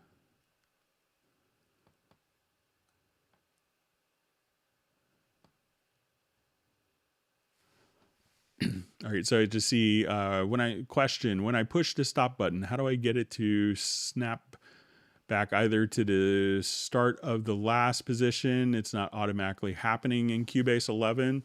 So, if you hit, let's say if I play, and if I hit play and I hit the 0 spacebar, the 0 key on a numeric keypad, let's say if I'm here, I'll play. And then if I hit 0 on a numeric keypad, it stops it where it is. And if I hit it again, it goes right back to where it was originally. So you could kind of pause the playhead position or go back to where it was. If you wanted to use the space bar, there's a preference where we could just come under preferences and you'll go to transport. And then you could choose to return to start position on stop with the transport. So as we play, it'll now just go right back to and you could also, if I come here, let's say if I hit the stop bar and the transport itself, you could just change that behavior. So if it's not behaving the way you want, you could just go to preferences and try to return to start position on stop and check that behavior there.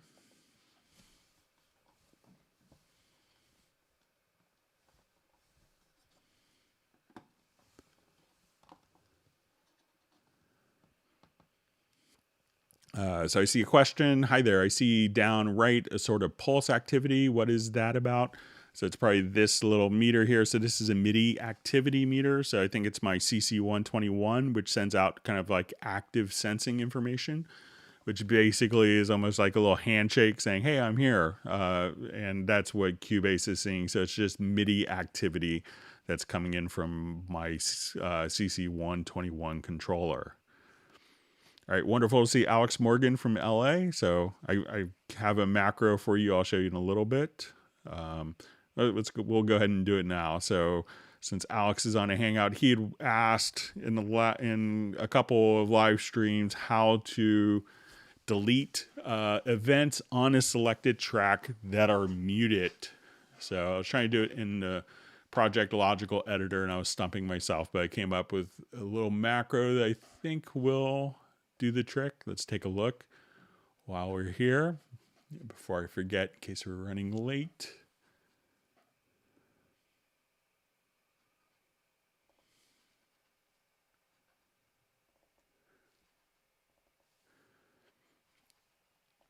Okay, so I think this is Alex's question where we wanted to take all of the tracks, all of the events that are muted on a particular track and delete them.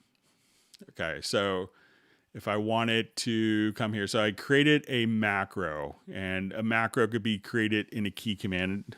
And I use this in conjunction with a Project Logical Editor preset.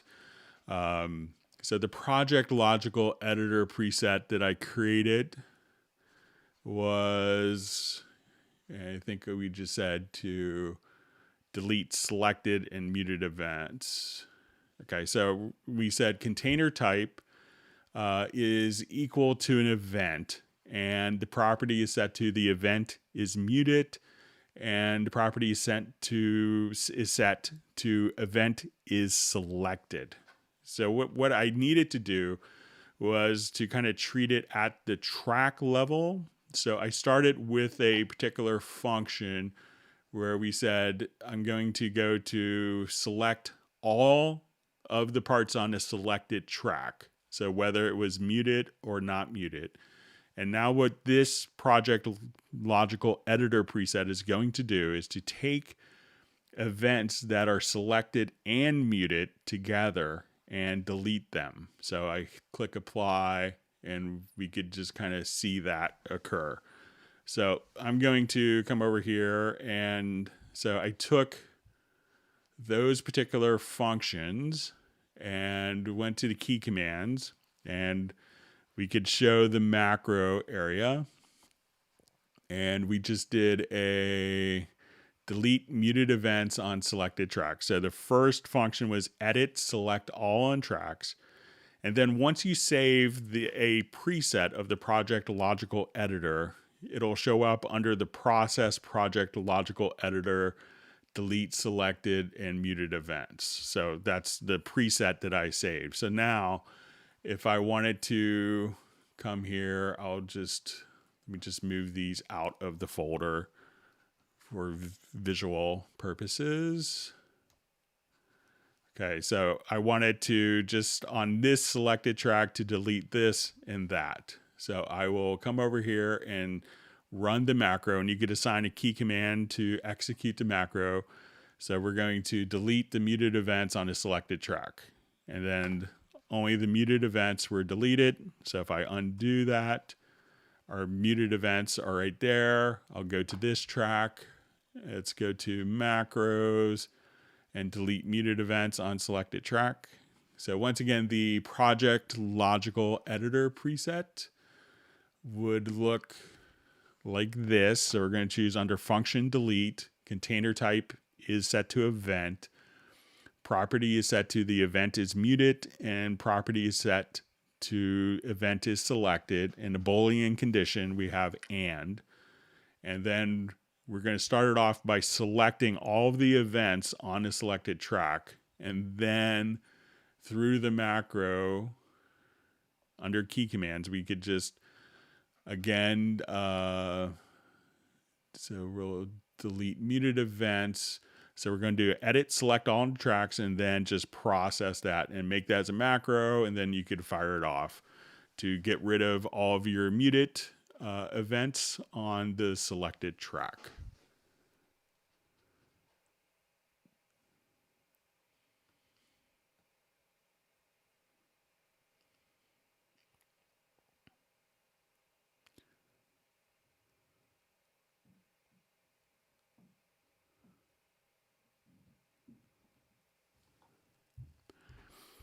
So I just see a question, Greg, is there a cloud service plan that will keep two computers with Cubase synced without having to keep updating profiles? So I'm not sure what the current plans are, but that might be something that might be as part of the new license management system. I haven't been told any details on that particular thing, but that I have heard of, like discussions. I've kind of thrown out some of the different functions like that as being a possibility. So, but currently there isn't one, but I'll reiterate the desire for that.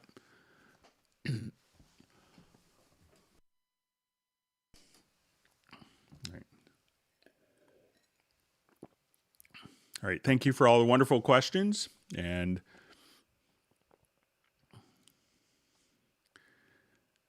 okay. And if you've learned something new, make sure you hit the like button and that you subscribe to the channel so you can be notified of future live streams. All right, question from Mark Graben. When you change record type, audio or MIDI on a bottom bar, is this change immediate? Do tracks record with prior settings abide? So yeah, that is immediate. So as soon as we adjusted to the different recording options, that will automatically take effect. And it's, if you have existing information on tracks, the next time you record on that particular track, those settings will be valid. All right. Wonderful to see Tan May on the Hangout in the live stream.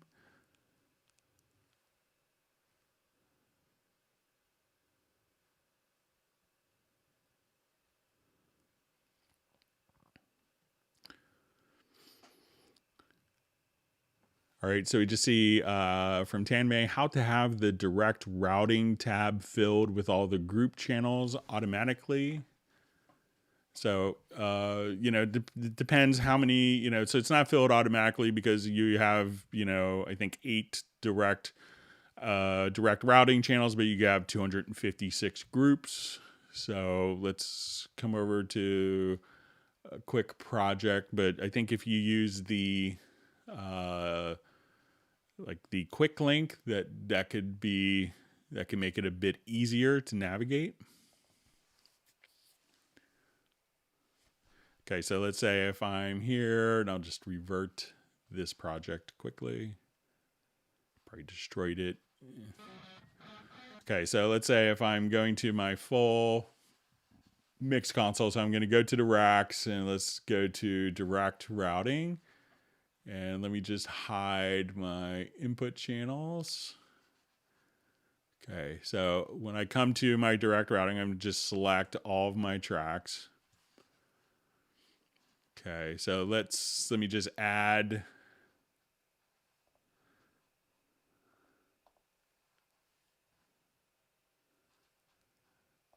Let's say, 8 group tracks.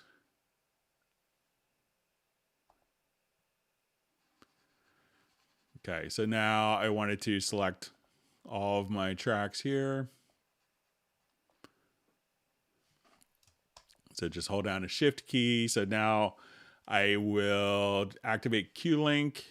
And now that all those are selected, I'll say, okay, let's activate group 1, group 2, 3.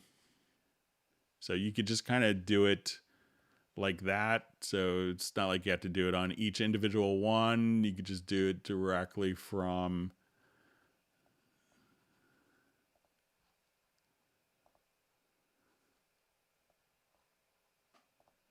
and store it as a template. And now we could route these all to our 8 groups that we have. So it's really just, enabling quick link and turning it on.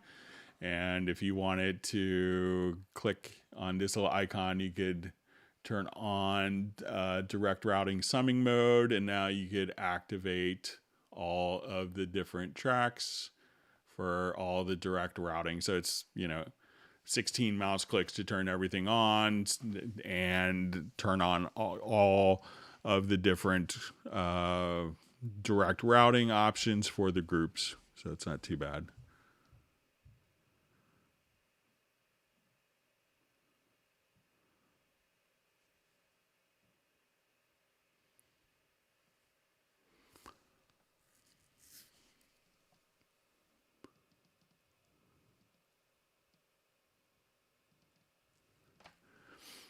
Okay, so I see from Dallas Haru from earlier in the live stream. Do you know of any other settings for crossfades? I've done all the things you suggested. Nothing works. Fades are blanked out with the event selected. So just out of curiosity, make sure that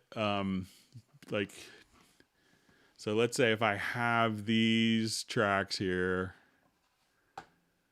and I go audio. So I wonder if you have it set up to parts versus events. So I'm going to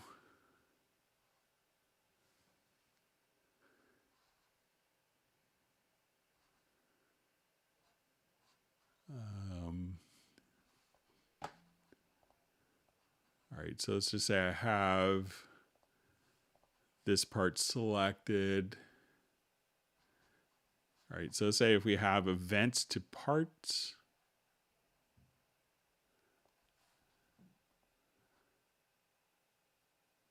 All right, so right here you can say events to part. So let's see if this behaves differently.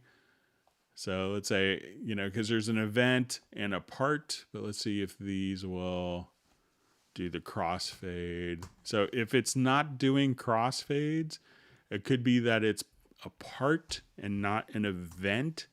So try to select the different files here in the project window. So currently right now, I take these two clips and I want to do a crossfade and I hit X and it's not happening and there's no crossfade. What's going on? But if we go, we'll select all of the events here. Go audio. And you want to say dissolve part. And now that you have these as events as opposed to parts, now you could hit the X key. So give that a try, Dallas, and let us know if that helps.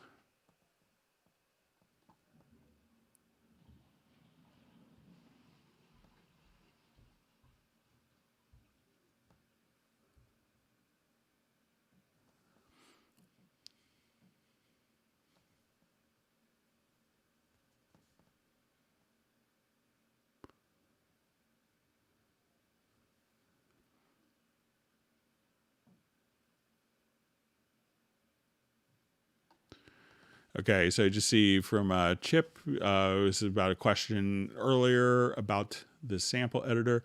So it says, I don't have WAV file on the timeline. I only have it in the sample editor window from which I create regions to then put on the timeline. Spacebar only starts the main transport and the sample editor audition maybe. Okay, so I think I understand. So let's come to... Let's go to like Media Bay here. Okay.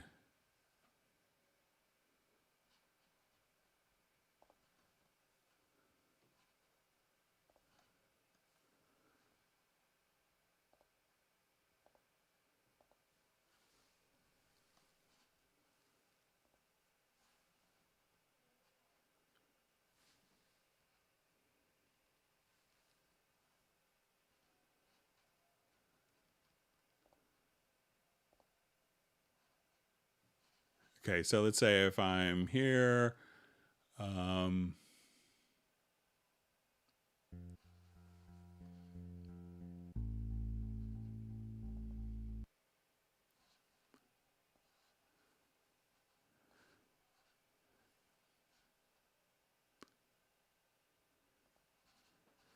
Okay, so let's say if I go to my pool window, I think we could maybe do it from here. I'll go ahead to import an audio file.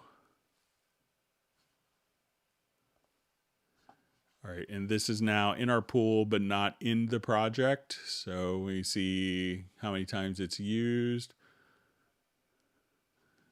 So now I'm going to double click on it here. And that will launch me in the sample editor. So it's, again, this isn't being used in the project. So let's just say, all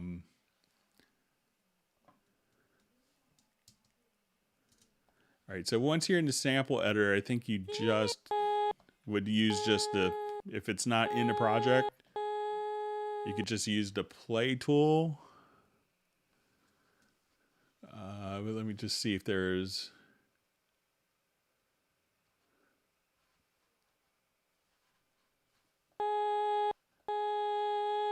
yeah, so I think that the spacebar is going to be tied directly to the main transport. So you may have to just switch between the play tool to Audition.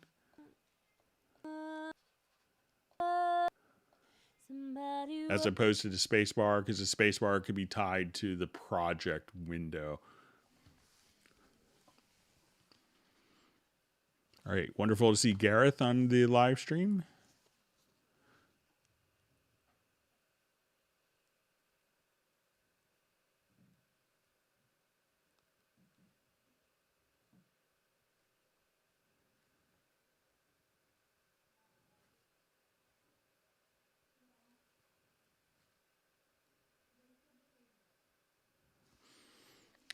Okay.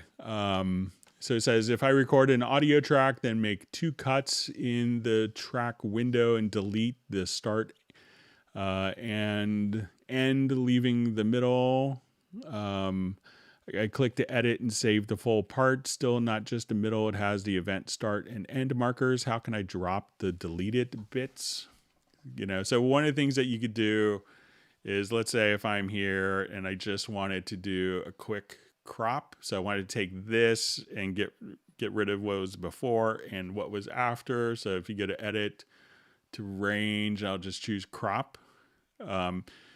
So even though we see just the beginning of the file, we see just the middle part of the file, you know, the track, the ending and, you know, beginning of the file is still there. We're just choosing not to see it.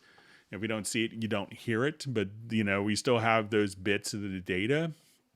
And if you wanted to, you could just choose to bounce selection and just replace. And now that's going to be its own separate, unique file. And that will kind of, you know, if you choose to bounce the selection and replace it, at that point, it's, you know, you could go to your pool or from your media menu and choose to remove unused media, and then you could, you know, get rid of it from your project. They tend to try to be a bit safe this way, because if you needed to go back, you know, you could always, with your undo history, still have all of the functions, but, you know, but you could just crop it and then bounce selection, and that will make a new file that will replace it. And the other file won't be used in the project, and you could get rid of it from the pool window as you see fit.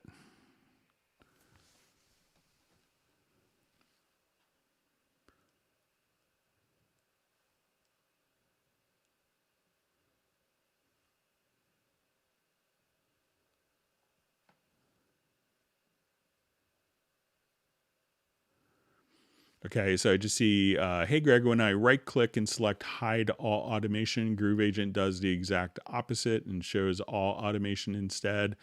Am I missing something, or is this a bug I need to report?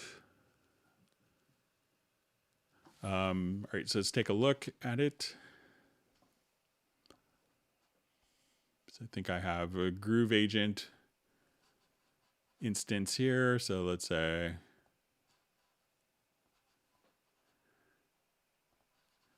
let me go ahead and just automate some parameters. turn that down to kill. Sorry about that.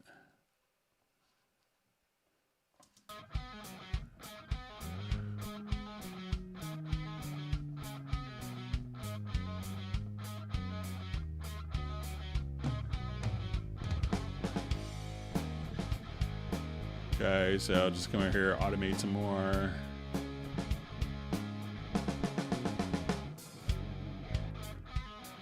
So let's say, we have a number of Groove Agent automation patterns. So if I come directly here, so let's say I just want to hide all automation. So I'm not sure where you're doing that from, but that I'll say show used, all my automation just is visible. And now hide all automation. That's just from F6, the automation panel. So let me know if you're hiding the automation in a different way.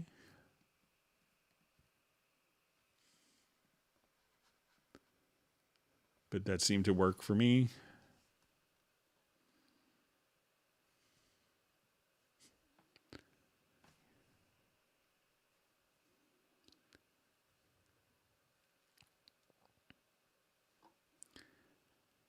Gareth is wondering what amazing freebie he missed, that Michael Teams gave away all the ice cream that he had in Texas. So, okay, so I just see, what is the normal upgrade cost not on sale? It can depend on which version you're upgrading from and what country you're in. So I think Sub 403, you're in Canada, and I'm kind of ignorant of the Canadian prices. But if you just go to the Steinberg online shop, you could see the upgrade prices there.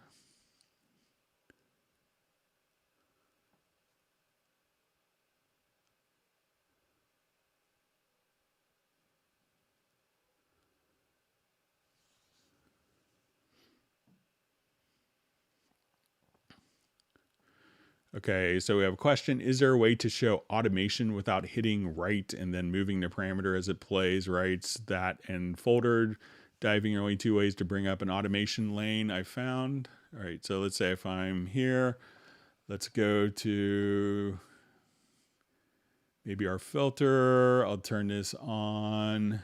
So let's right click. So it could depend upon the actual plugin itself and how that's handled. So let's say if I wanted to go to maybe a synth, let's say we'll just open up a retrolog here.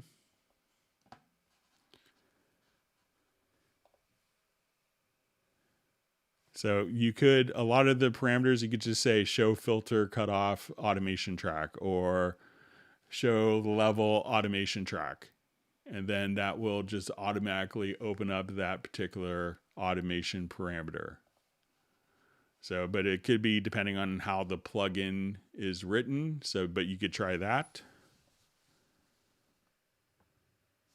That can mitigate some folder diving for you.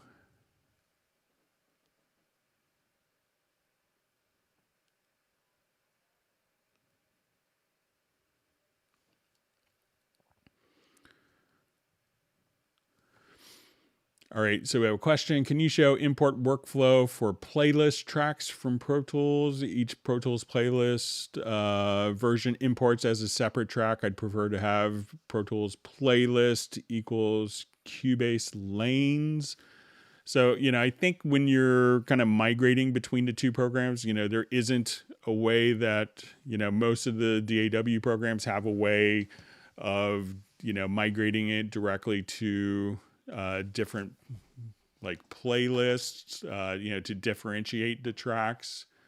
But let's say if I'm here and I have a number of, so what's some people, let's see if we could figure out a way to,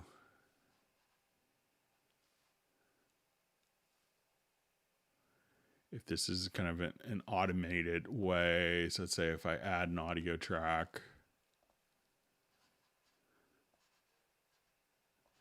I wanted these each to be different lanes.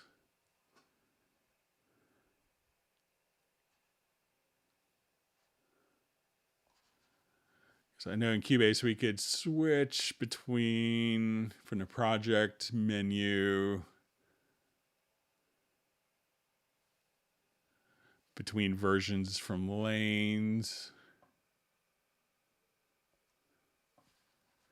All right, I'll just do a new project here and see if we could.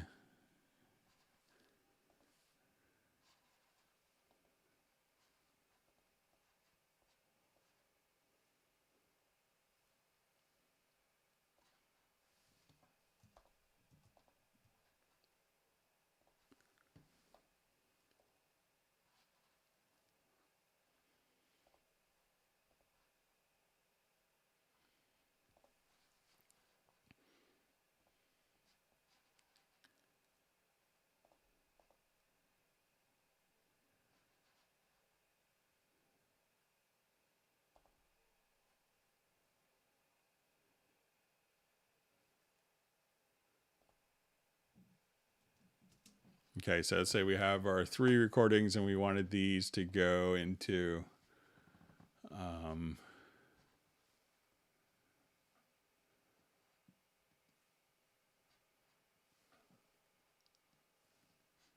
see if there's a way to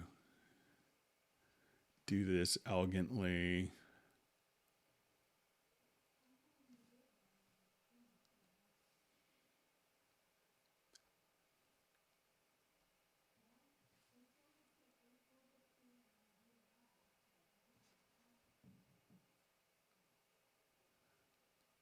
Yeah, so I think it's going to have to be done manually because there isn't a way. I doubt there's a way. I don't run Pro Tools, but I doubt that there's a way for it to export it as a track version or as a lane from Cubase. But you could try to ask them, see if they have a live stream that you could ask them on.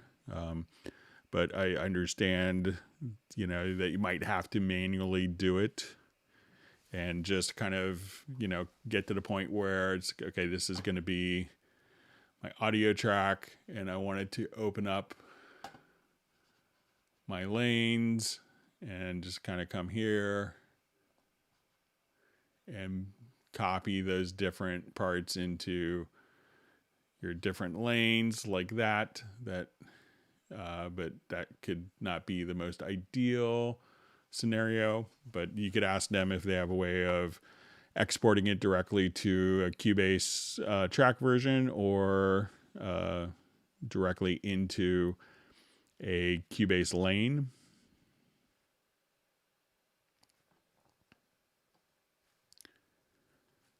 All right, so if you've learned something new, make sure you hit the like button and that you subscribe to the channel.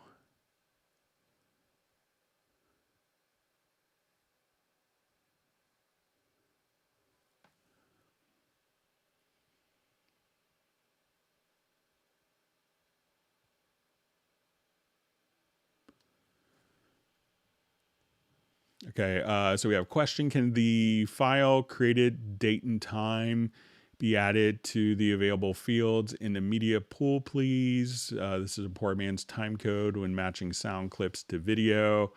And how to look at Finder File Manager 2. Okay, so let's say I wanted to come here and let's go to our media bay.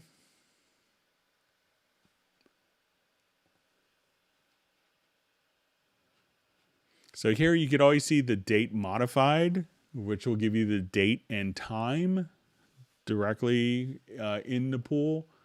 So you could choose to, look directly at, so let's say, okay, I just want it.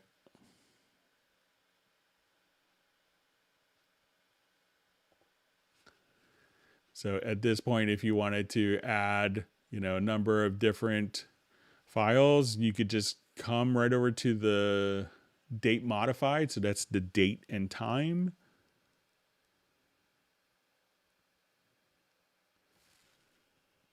So it looks, so when you say it's, so let me know if that doesn't work for you, but that should give you an idea, of the date it was last modified and what time it was. So I'm just going to.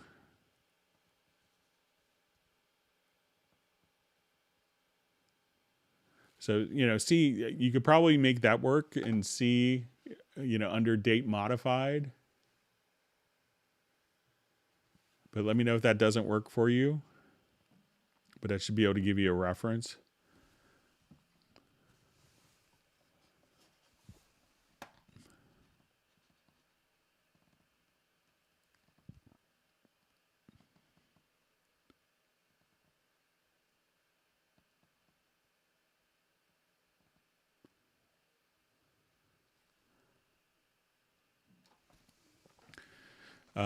So just see question, is there a setting to make a soloed track unsolo when I solo another track so that only one is ever soloed at a time, and when holding down command or shift or something that you can solo multiple?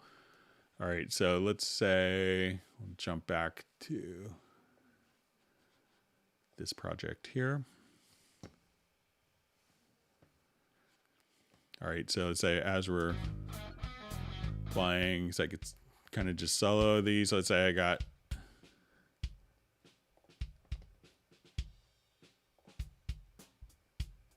all right, and now I wanted just the bass to be soloed and not with the drum. So I think it's so if you just hold down command or control, then that will mute all the other tracks. So if you just click on the S, you could add multiple tracks. So you say, okay, I want the kicks.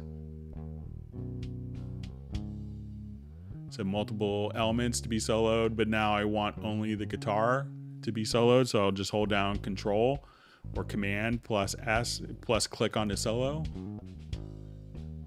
And that will.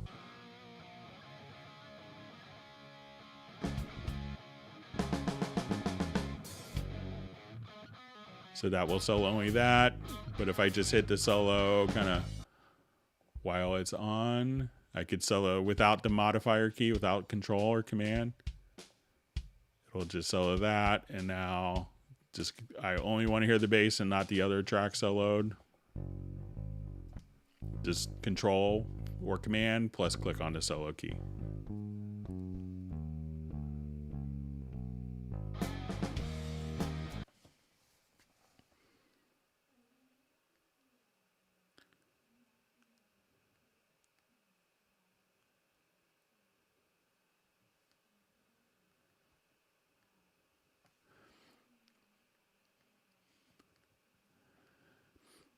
Okay, so we have a question. Hi, can you say me if it is possible to save track in Cubase calculate tempo with Cubase artist version?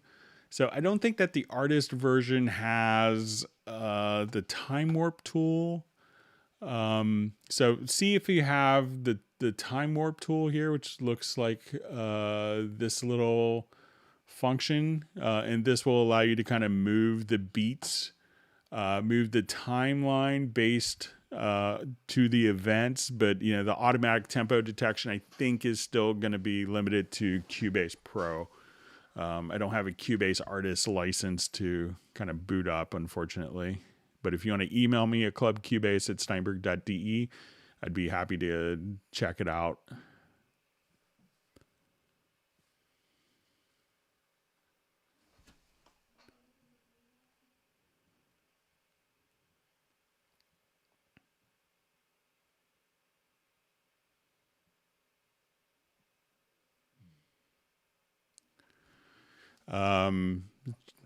So you see, hey Greg, I have a quick question. Do you think we'll ever see an appearance change at the mixer pan knobs? I prefer rotary pan knobs as opposed to the slider pan knobs like in Cubase.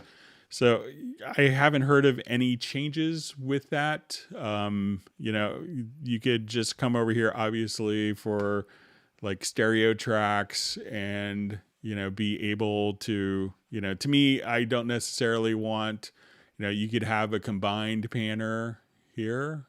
So as you're kind of wanting to work this way, it just gives you a lot more flexibility. So I think instead of, I understand, well, maybe a personal preference when you start getting into more surround and ambisonics, that those options, kind of sticking to more of a hardware paradigm, don't really make as much sense. But I haven't heard of any plans, to change kind of just the panning, the knobs with that. So I think most people don't understand maybe how to, you don't get the most out of the two panners perhaps, but I think that this is very flexible where you could do kind of all of your, on a stereo track, all of your panning very elegantly without having to adjust two different parameters.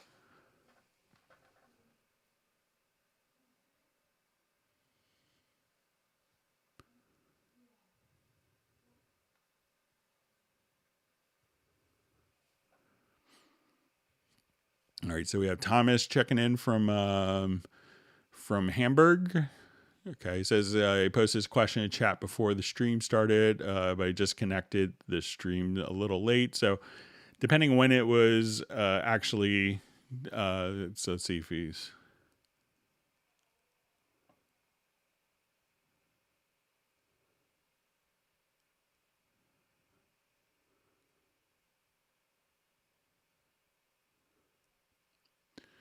Okay, so this might have been sometimes when people post questions like, hours in advance on the live stream, it doesn't show up. I usually try to log in an hour or so in advance, but I may have missed this one. So he says, I did some render in place recently. My Mac Intel 8 cores, Cubase 10.5 has just used 300% from 1600% of the CPU. Why this? How do I improve my CPU usage? I would go much faster. Cubase used all 8 cores, 100%. So a lot of functions, when you're just writing data, don't necessarily utilize, multiple CPUs for a single function. And many plugins, as you're working on rendering plugins, when you have a plugin, and there are some exceptions to this, like Halion, for instance, allows you to use multiple cores, but most plugins that you use when you run a single instance of the plugin is only utilizing one core, and that's just how the processes work. So if you have many plugins will only use one core per instance. So people can allocate across multiple cores, but when running just a single plugin, that plugin cannot utilize multiple CPUs, which is why it may be slow for you. So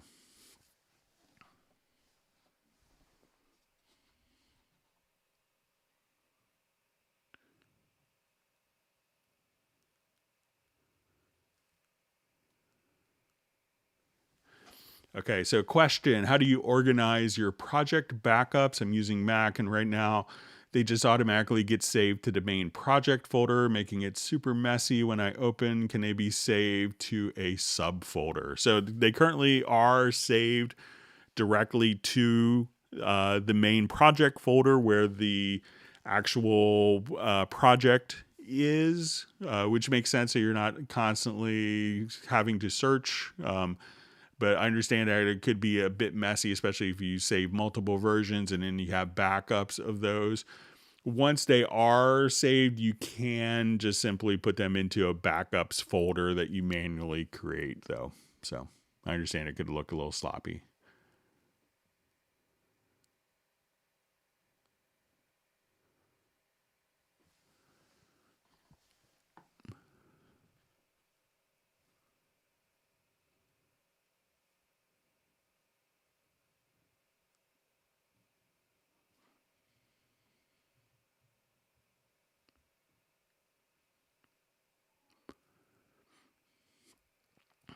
All right, so we have a question. Hi, Greg. How do I lock a channel on my mixer so it doesn't move when I scroll mixer left and right? Cubase 10.5. So we could lock channels to the left or right positions. So we have kind of like 3 different zones. So if we click on visibility, so let's say if I want this track, let's say, these particular drum tracks, I want my kick tracks to always be locked to the left. So I'm going to click on zones, and here we see different little dots. So I see one that I could click here. So we have a left zone, kind of a center zone, and a right zone. So now as I scroll, those tracks will be anchored to the left or to the right, all the way over to the right. So a lot of times people may go to the output channels and have their master anchored to the right hand side and maybe a vocal anchored to the left hand side. So just click on the visibility tab, and then on the bottom click on the zones tab, and then you can just place these in one of the three zones that will be unaffected by scrolling in the main center zone.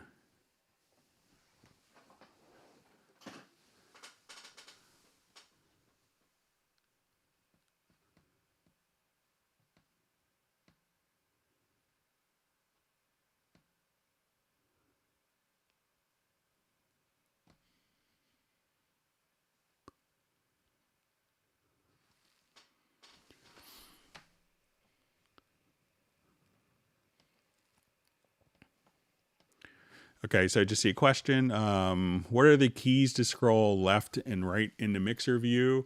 So if you just kind of hover directly in the scroll area and just use your mouse scroll wheel, that's a really easy way to navigate within the mix console window.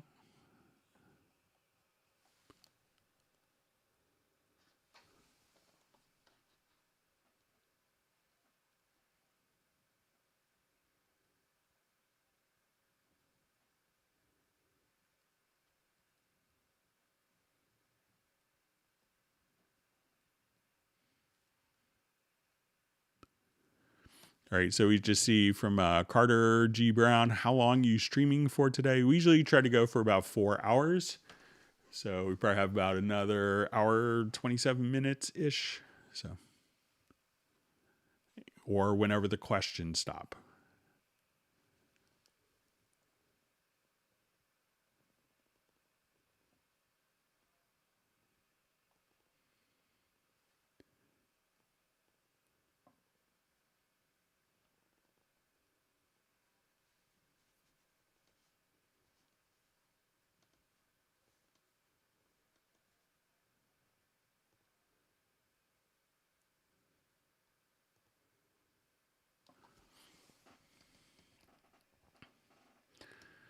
Okay, so just see from Tanmay, whenever I use Cubase with an external monitor, ultra wide with USB-C, it crashes after some time following a lag in animation, slow in graphics, so depending on, so I'm running kind of my Cubase on a 27 inch, it's not an ultra wide, but it's, I think, at least a 4K monitor over USB-C. And I don't have any lag in my system.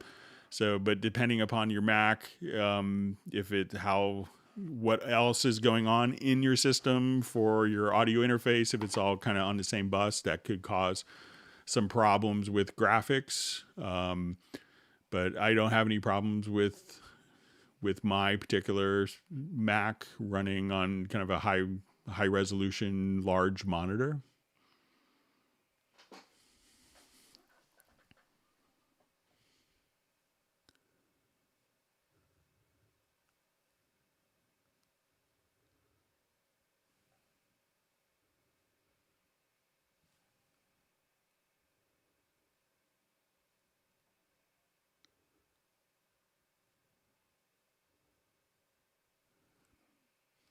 All right, just reading through questions. All right, great to see Ian Rushmore made it to the live stream. All right.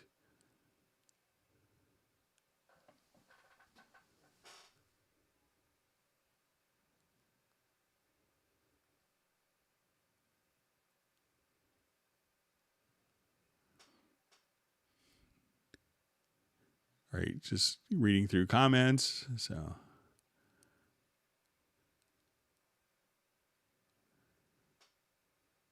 all right, so we have Andy checking in from near my area from Alexandria, Franconia, Manchester Lakes. Great to see you on the live stream. All right, Ian wants people to smash the like button, so I'll concur. And Gareth wants people to love the like. All right.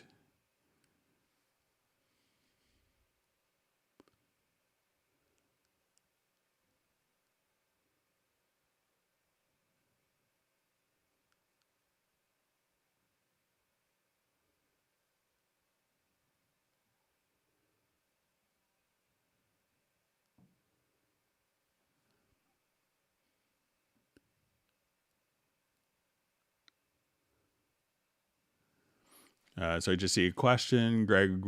What would you rather listen to, Darude, Sandstorm, or Psy Gangnam Style? So I think I've heard the Gangnam Style, but I'm old enough where I don't know any of the songs.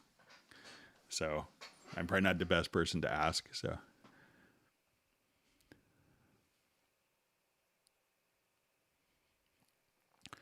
All right, so to see a question, Wavelab offers support for importing and exporting AAC files, but Cubase does not. Is there any chance that Cubase will offer this in future versions?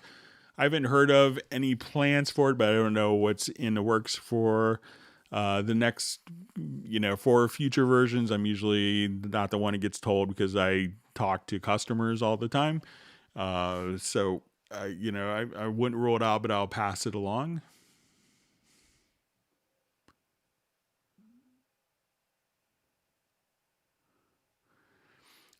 So we see Paul Claridge asks, do you have a tutorial that explains the logical editors in detail? I'm trying to understand the terms used so I can create my own. So there is if you look under the Greg Undo Q&A series, there is a logical editor video that will go through a lot of it and explain some of the different terms. I think towards the end of this month, I'm still kind of getting it outlined.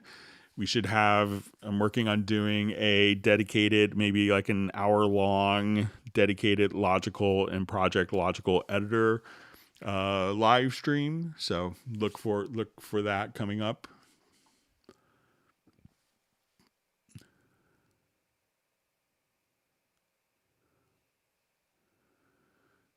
Okay, so a question. Hey, Greg, in large session with audio and VST MIDI tracks, when I change the tempo, some MIDI files don't follow tempo change, but some do. Is there an option to enable musical mode for MIDI too? So we'll see it on the track itself. So if we have, let's say, a MIDI track here, and we go back to the inspector. So look to make sure that those tracks, one, aren't locked in time. So, you could come here and choose to lock the position of tracks. But if you click on the inspector here, you could have it in linear mode or musical mode, and that would be on the track level. So your MIDI tracks can be set to linear mode.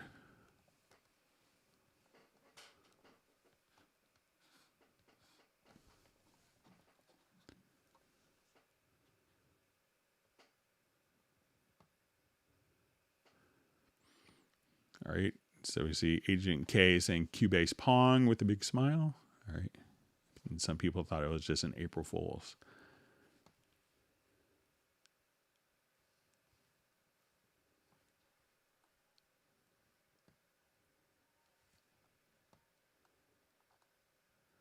All right, my chat field just jumped on me. Thanks for all the wonderful questions. I hope that everyone's learned a trick or two.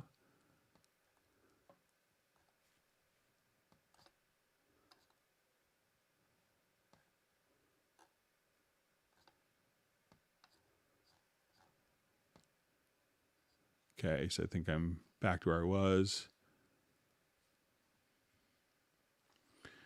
Okay, so we have a question. There's a promotion for the transition from Elements to Pro. Indeed, I'm using Elements at the moment. Is the Pro version really worth the price? So definitely.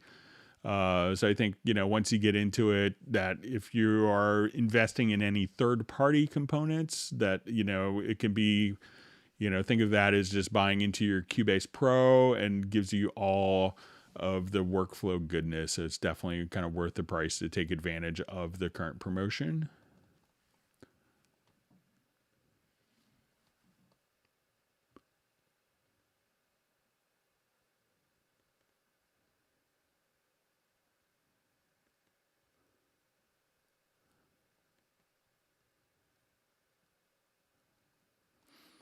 Okay, I see a question. It used to be possible to highlight multiple elements and change the value by scrolling with the mouse. Now it's like blocked, highlighted in orange. Is there a way to adjust multiple elements from the grid and adjusting with the mouse scroll? Now is not possible. So check to make sure, where the elements are. So, like if it's a folder track, you might have a folder track selected. And then because you have the folder track selected, since that can't be moved, but if you just select the actual components themselves, so say I take these and now I wanted to adjust the start or end position. So you might have something that is selected that is kind of overriding that choice. So try just to select all of the events. And for the selected events, you should still be able to adjust accordingly. So if you want to do a fade in and all those selected events, you could just kind of come here or do conversely a fade out. But if you have something like a folder track selected, that could overwrite those settings. So you should be able to still do it with the proper elements selected.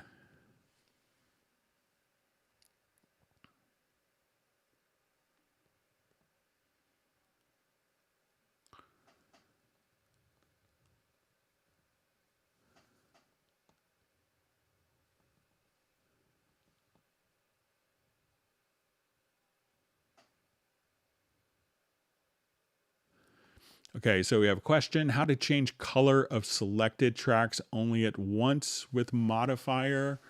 So, if I wanted to take, let's say if I wanted to take these particular tracks, all you have to do is just grab the color tool and then so let's say if I just have the tracks selected, go to the color tool, select the color.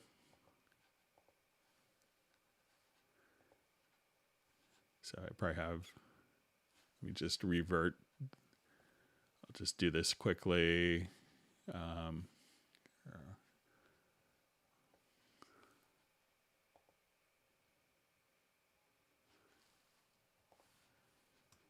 Okay, so just come here. We go to the color tool and pick your color, and they'll all just kind of change as you see.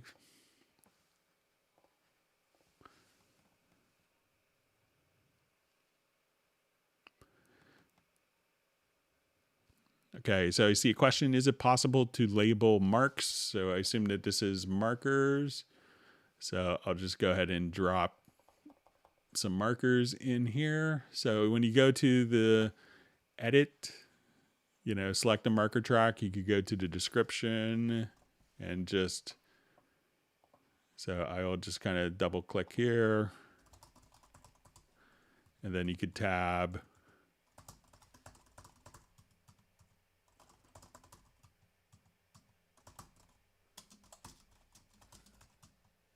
And then you can see that the marker names automatically show up as labeled. All right, Michael Pierce is joining us. Welcome to the live stream. Great to have you on.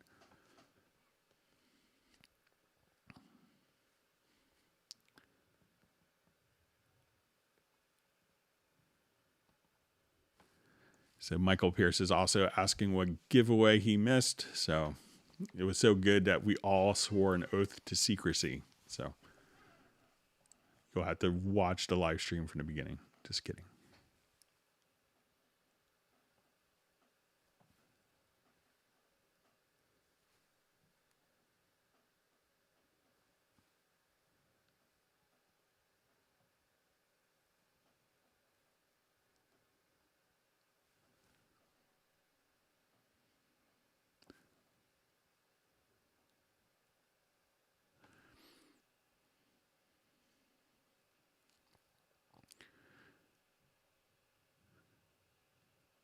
All right, so just see a question about like the scroll wheels. Like now, if I could only type the value, so let's say if I wanted it to come here, so if I have those particular things selected, I could just go to the volume here, and let's say, okay, I want it to be -4, and hit enter.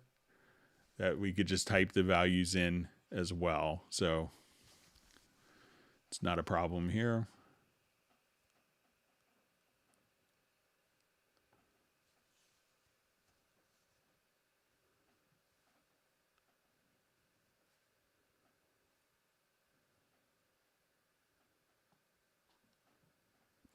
All right, reading through comments. Thanks for all the great questions.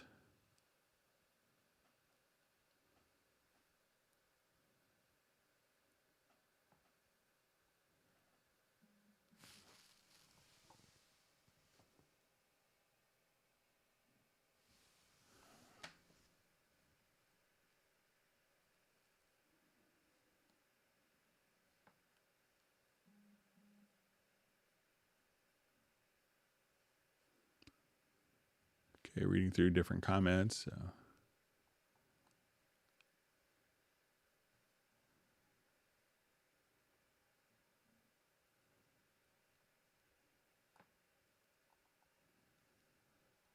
Okay.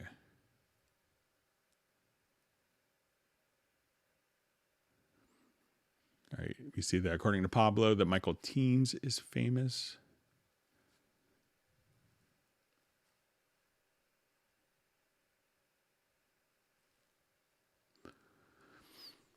Okay, we have a question. Hi, Greg. Could you please explain the proper way of importing to Cubase Nuendo from an NLE, which is nonlinear editor like Vegas Pro? So I'm pretty sure the Vegas Pro would, like most NLEs, would be able to would be able to export either AAF or OMF files. So I would just OMF is probably a bit rudimentary in comparison to the functionality of an AAF file. So it's kind of, think of this as version 1 and version 3 of the specification. And that's a way to kind of get, audio with your timestamps and some basic fades from one application to another. So I would try to export it as ideally an AAF file, but if not, an OMF file, and import that directly into Cubase.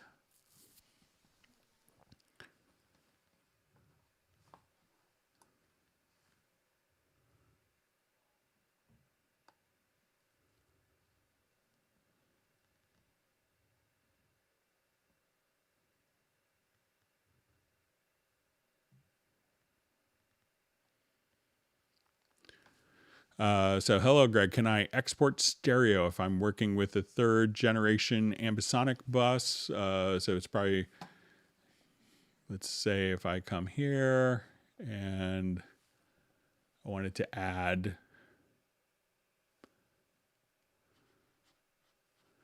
let's just go to my audio connections. Let's add,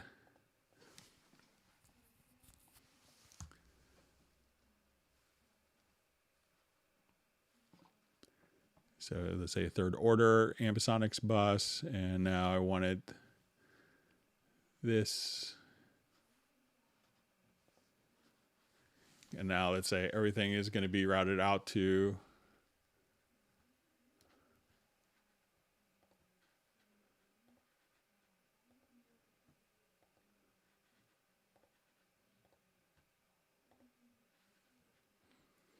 so you can still export out. So I'm not sure if there's the benefit of exporting out to stereo from ambisonics, but you could, when you do your audio mix down, at this point you could export it as left and right channels from surround.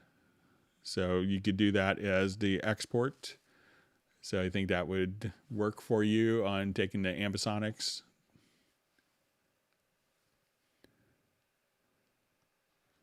All right, let me just add my stereo bus back.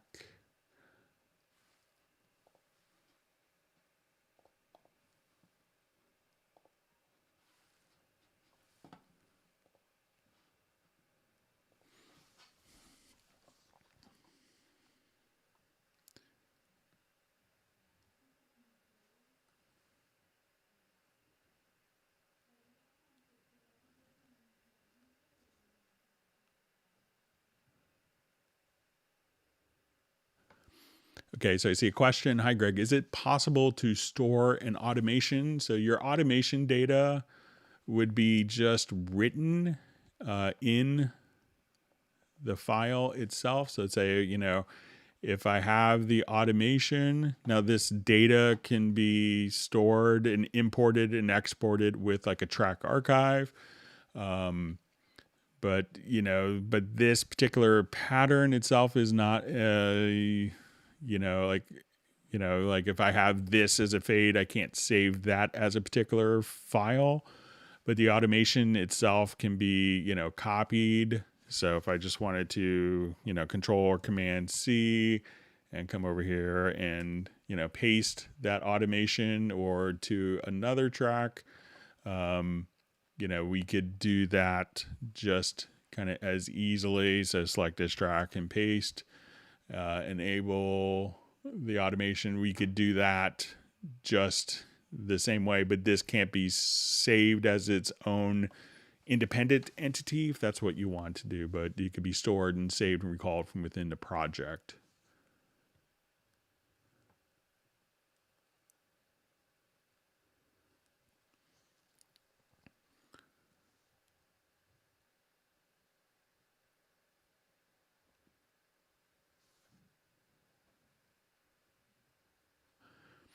Hi, Greg. Is there a way to create a macro for gain staging, normalize 0, then minus 12 peak Cubase? So I think if you just want it to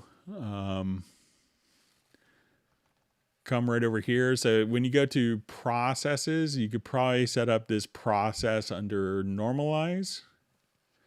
So let's say if you wanted to, normalize, let's say a particular file. So I'll select a file and let's go to your audio processes and we'll just say normalize.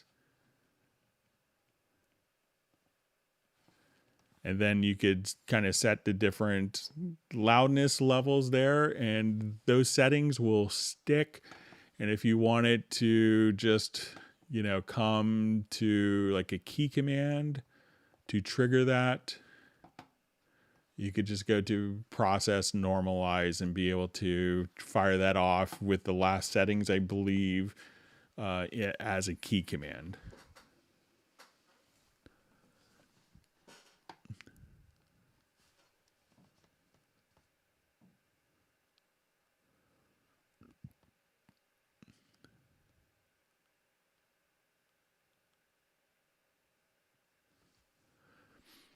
Okay, so we have a question. If you have an audio part recorded quietly, is there a way to scale the wave display so that the axis is less than 0 dB so you can see more information in the editor on the track list? All right, so let's say I have like this particular audio file. So there is, if you go up to the to this display, so if you have something that's like a really low level amplitude, so let's say if we have something that looks like that and you wanted to see more information for editing, you could just go right over here and keep the same level, but increase and kind of visually, vertically zoom just the waveform here. And I think you could do this with, if you hold down also Alt or Option plus H or G.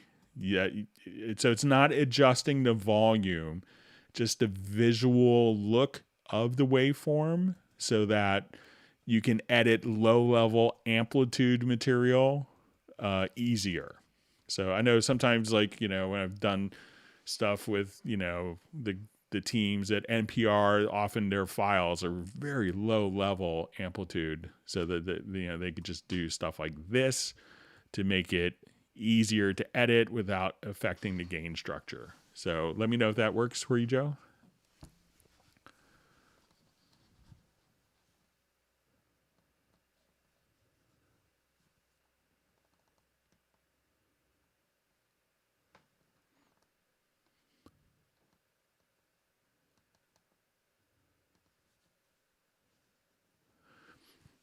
All right, so we just see any news on native M1 support for Cubase. So, the team is working on it. So I think we'll see Rosetta support coming very soon.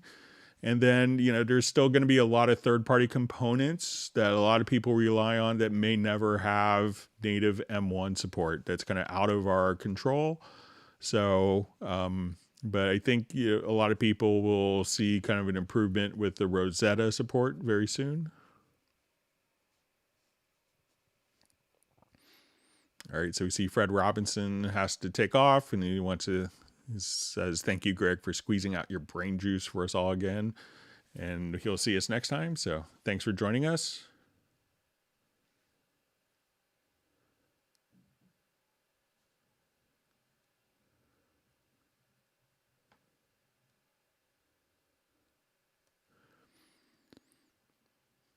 Okay.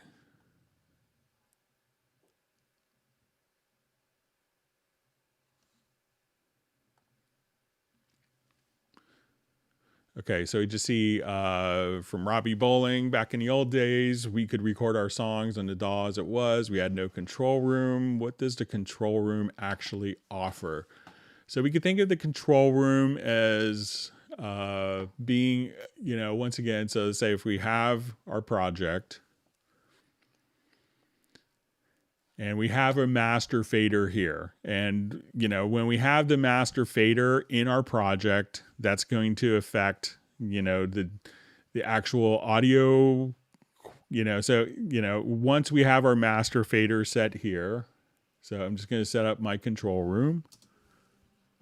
All right, so if I adjusted just the monitoring volume with this, with my master fader, that's going to drop the number of bits that are being used. And if we export it to file, it would sound very weak because the master fader is part of the gain structure of the audio playing back. So here we could have a healthy gain, but I could have a separate monitoring level that doesn't affect the gain structure. So if we look at our master fader here, we can see that now as I adjust the volume to, very soft or very loud, that doesn't affect the gain structure in the mixer. But if I adjust the master fader here, that affects the gain structure in the mixer. And I want to go to export, this could sound very low level in comparison. So I don't want to necessarily use this if I'm having different, like if I'm going out of my audio interface to powered studio monitors. So I don't want to have this as my volume control because it's going to drop, information and volume level of my actual project. So I'm going to have that kind of decoupled as the monitoring volume. And also if you have different sets of monitors, I could come here and say, okay, I want to listen to it on my Yamahas, switch to my JBLs or to my Genelecs or to Oratones. So those are two of the things that the control room can do to help you out. Robbie?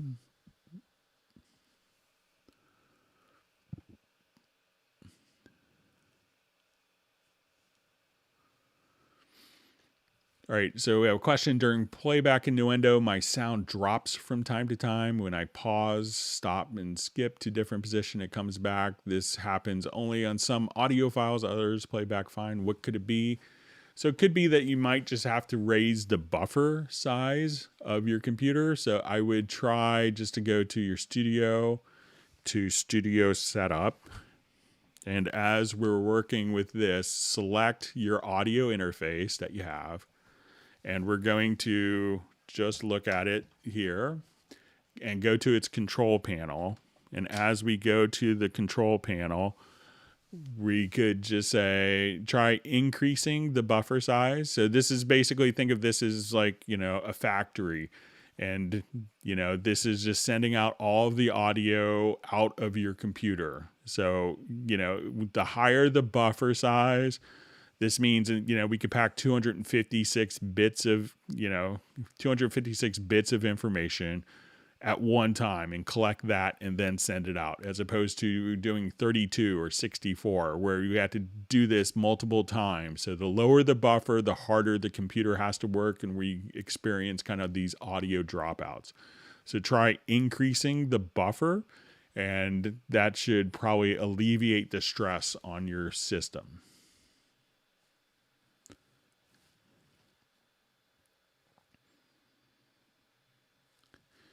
All right, so we just see, oh yeah, how do you play Pong again? So it's just in the Supervision plugin.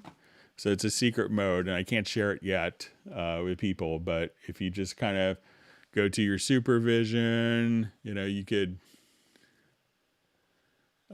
just come over here, and if you know the secret mode, you'll see game. So it's a little Easter egg that will let people figure out how to find. So you could probably Google it, I'm sure, by now.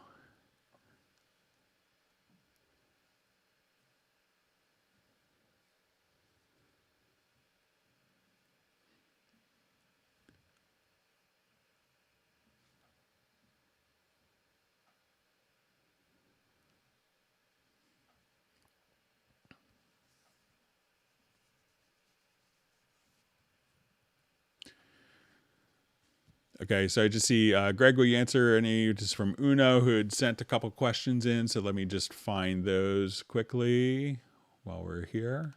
Thanks for all the wonderful questions from everyone. Hope that everyone's learned something new. Okay.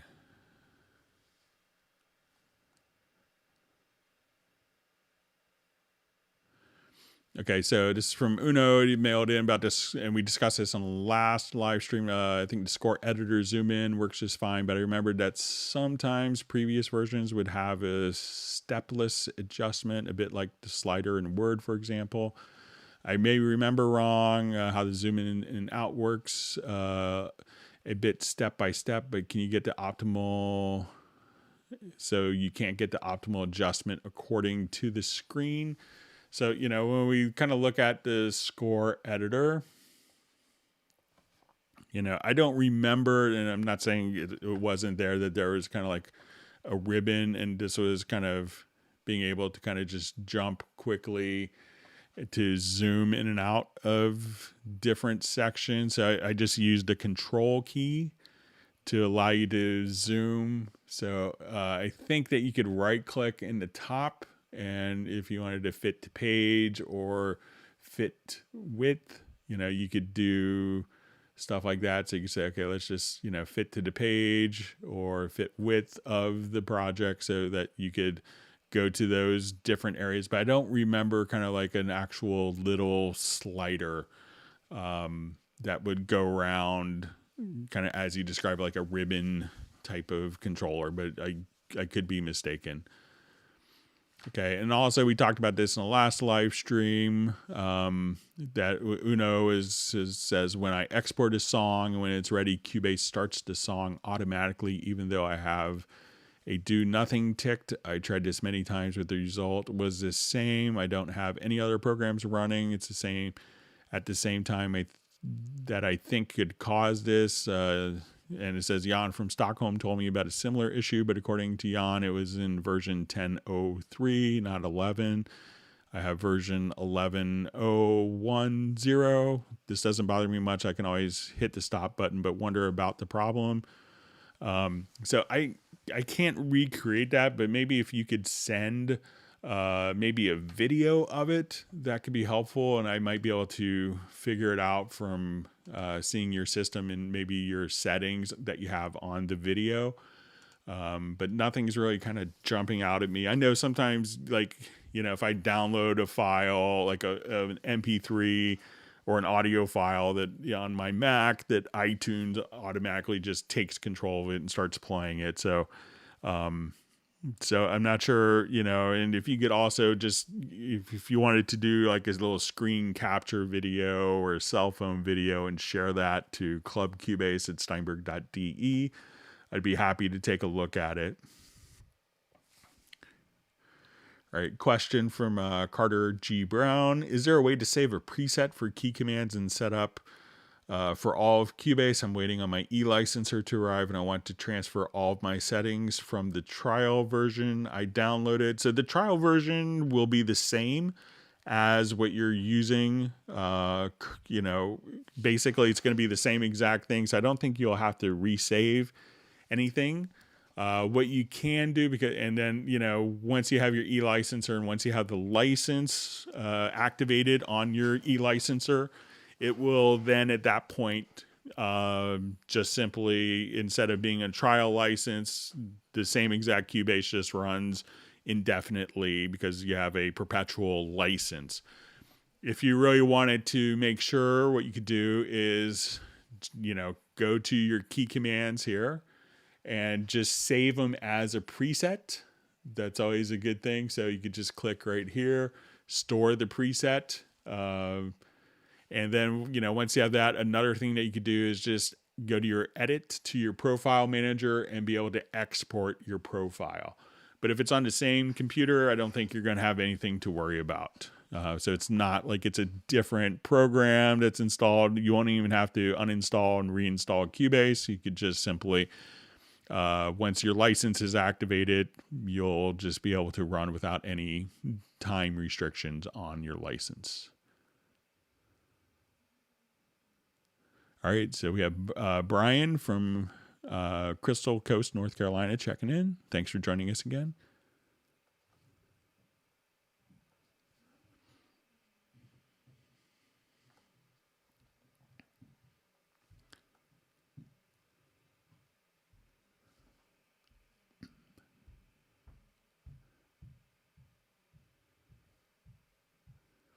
All right, so JVI has joined us, and he just has a nice comment. Hello, Greg. Wonderful you are here again. Been here since start. Can't stress again how much I appreciate these hangouts and how much I keep learning. Love it. That's great. And Pablo's getting coffee now. Everyone wants a coffee. See what you did? We had a collective yawn on the live stream because of Pablo wanting a coffee. All right.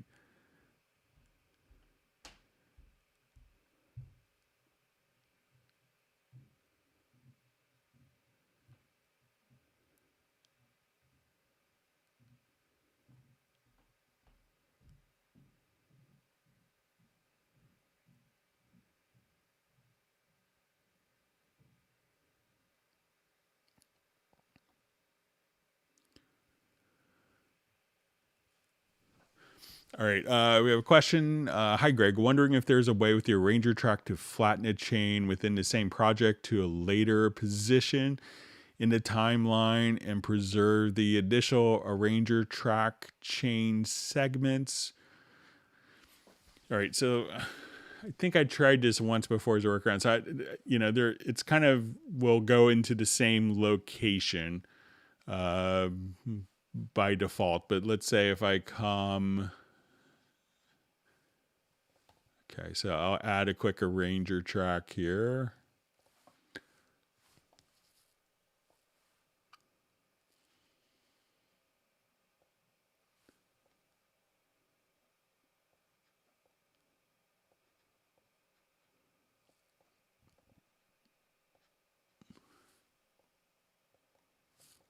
All right, so let's say I'll just...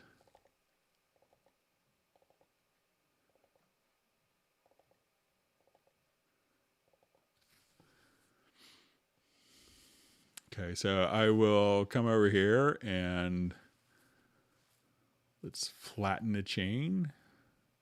So I'm going to save this as a track version first. So let's say I want to take all these tracks and let's duplicate the track version. Okay, so now I'm going to go to the arranger track.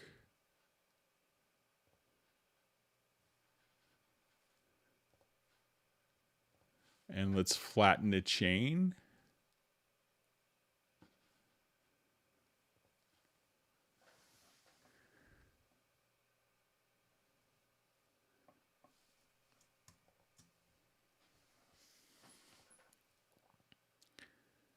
All right, so I'm going to come over here. Let's do...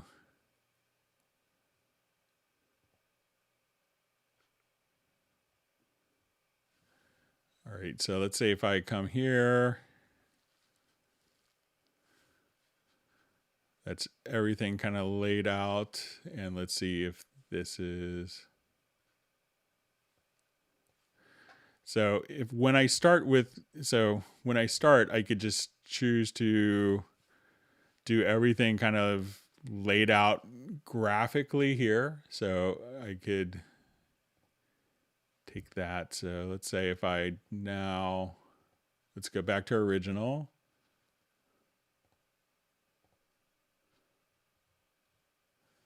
So you might be able to kind of work it with, track versions. So let's say if I'll just select all the tracks, and let's go to version 1.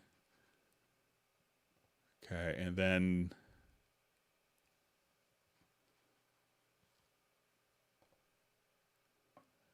we can see that this is a different track version here, but it's a different arrangement. So you might be able to experiment with that, but there's no real way of just saying, have this arrangement, offset by 5 minutes currently. But I've been trying to get some features like that and some attention paid to arrange your track.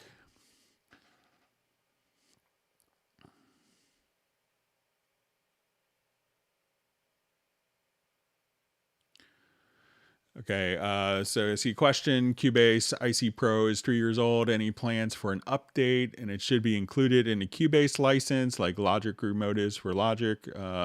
There was a free version, wasn't it? So I don't think that there was ever a free version. So I haven't heard of any plans for the IC Pro. I think a lot of the mobile development has kind of gone into Cubasis, but I haven't had a discussion with the team on that.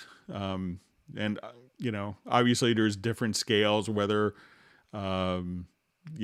whether we could offer stuff free, because obviously when your company is making money on an iPad and the Mac that you're forced to require to run the program, it may not be free.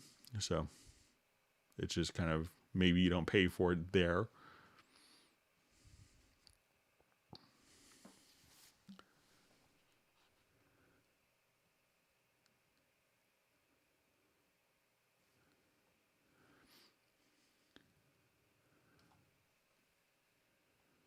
All right, so we have a question. I have a project where some audio events seem to be grouped together, like bass and guitar, and I cannot delete them without also deleting all parts. They aren't grouped. So usually when I see that, so it could be two things. So I'll just revert to this quickly.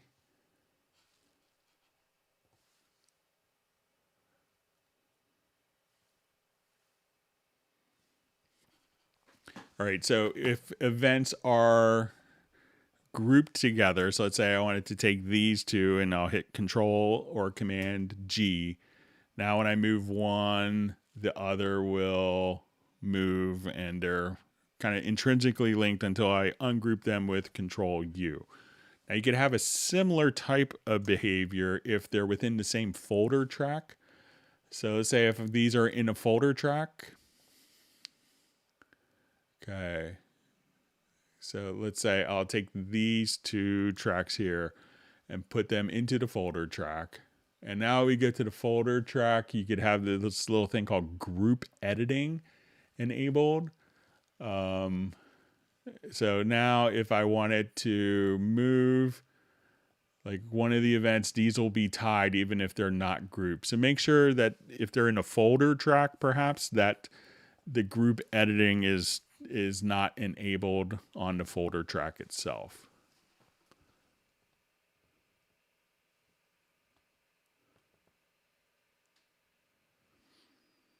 All right, so we see Jazz Dude wants people to smash the like button if you haven't already. And we said Michael Pierce was kind enough to smash it.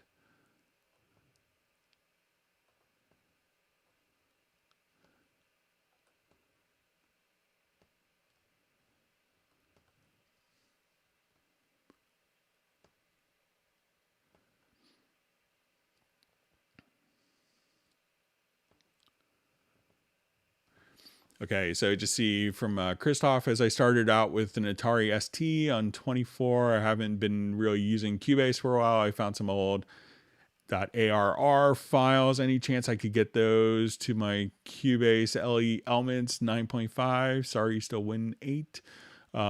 So you may have to get your Cubase Elements 3. So yeah, so you'd have to get Cubase. If you have Cubase Elements, if you have Cubase Elements, and you could do this maybe with a trial version as well.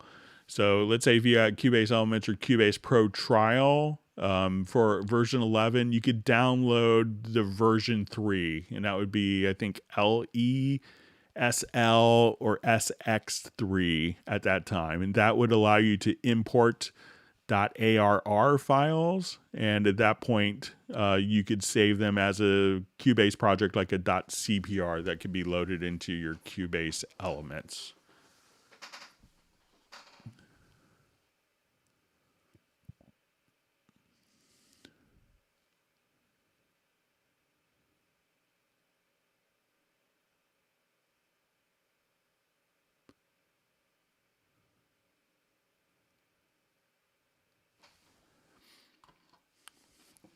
Okay, so we have a question from Pablo. I don't know if there's time, but with the Project Logical editor in a folder, I have 2 VCAs. I can only select one. If this is not that, select the other.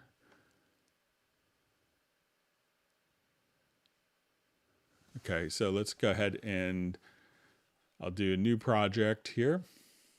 Thanks for all the wonderful questions that everyone's asked.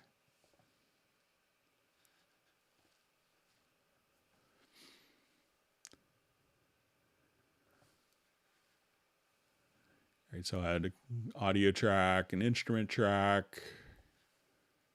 Let's add a couple of group tracks.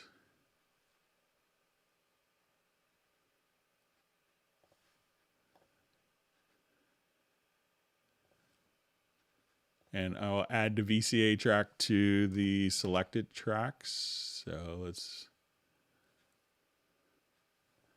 say the first 2, I'll add a VCA to this.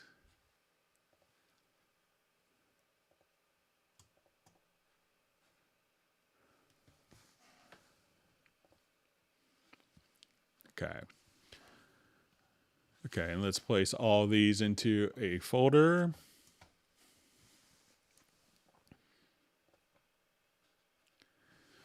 Okay, but with the Project Logical Editor in a folder, I have 2 VCAs. I can only select one, and that is not select the other. So I think Pablo maybe wants to select both VCAs within the folder.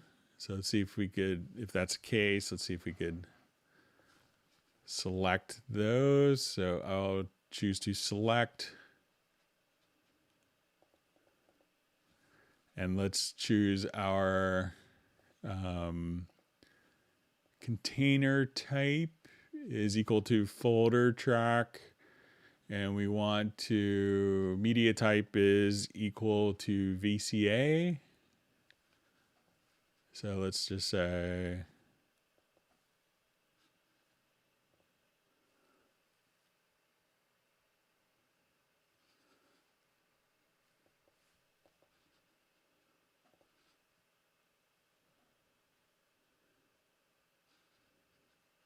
all right, let me just see if we just choose select VCAs.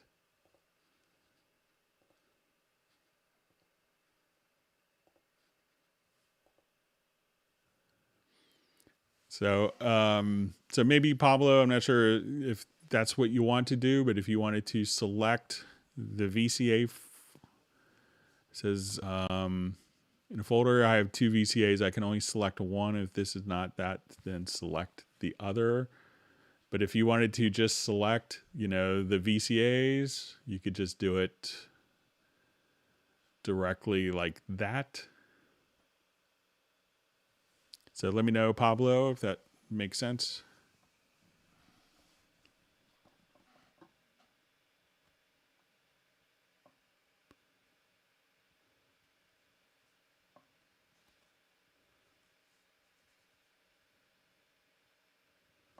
And I just see I always want this one. Okay, so I can only select one. And if this is not that, select the other.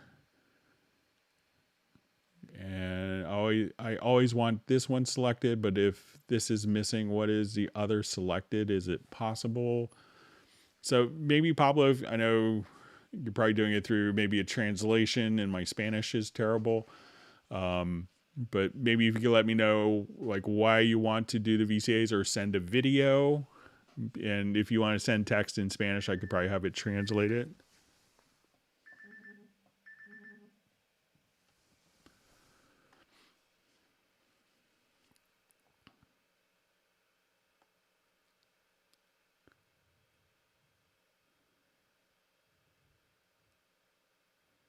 All right.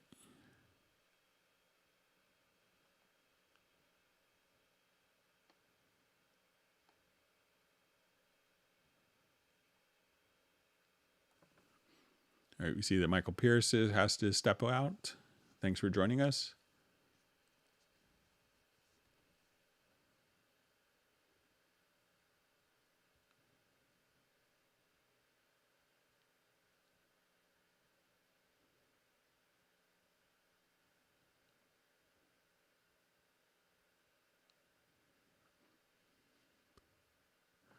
All right, so I see question, how soon will we be able to use Cubase without the dongles? I still think it's going to be,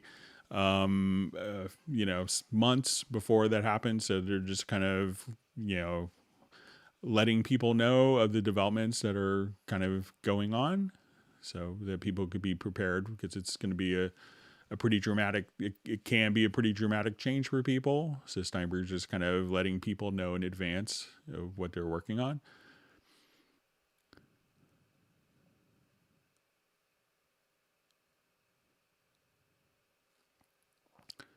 Okay, so you just see hi from Brazil. First question ever here, so be gentle, please. Are there ways to speed up playback when editing a long podcast or speech, like tweak it to play twice as fast? You could, there's lots of people that will just take, just do scrubbing with this. So let's say if I have new project,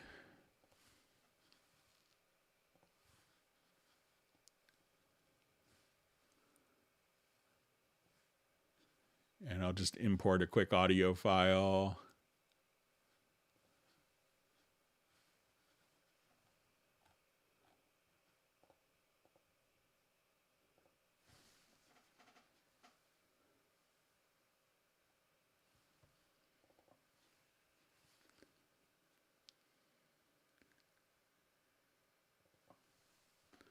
Okay, so let's say we have something like this. It's still a tough one, right? And like, just you're wanting to just have that kind of playback. So if you go to your key commands, there is going to be a shuttle play, like 2x. So let's say if I wanted to go shuttle play 2x,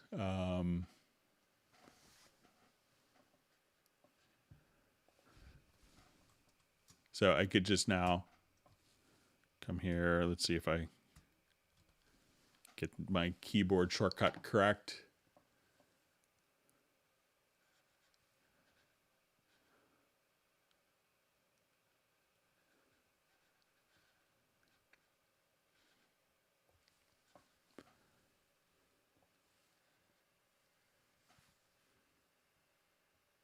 Okay. So if I come here, I just have Command Shift and number 2.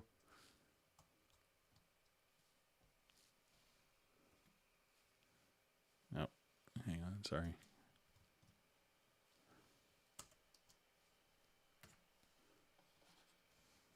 Sorry, my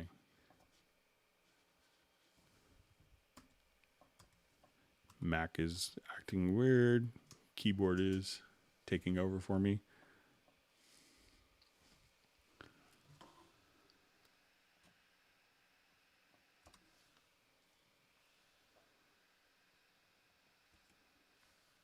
I'm sorry.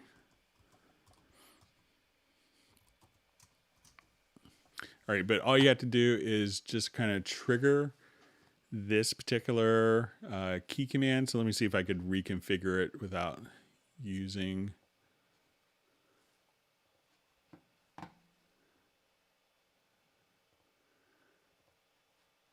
So you say shuttle play 2x, 4x.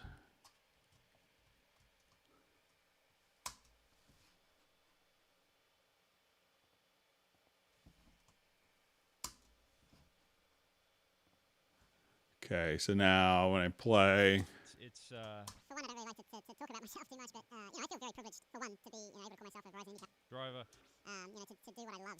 It's It's not too many people get to be able to do this in their lifetime, and for me, I think the achievement. so you could do stuff like that I put a lot as of well. what we've achieved together, on the team. The team is a fantastic team. This was their 11th championship, and And there's also a function in WaveLab for this as well that's kind of purposely built for this.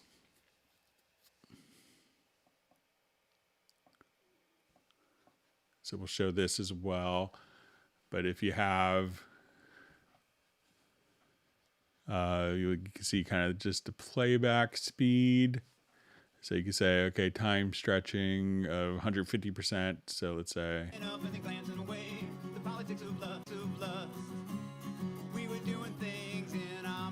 So here you could just do kind of playback speed.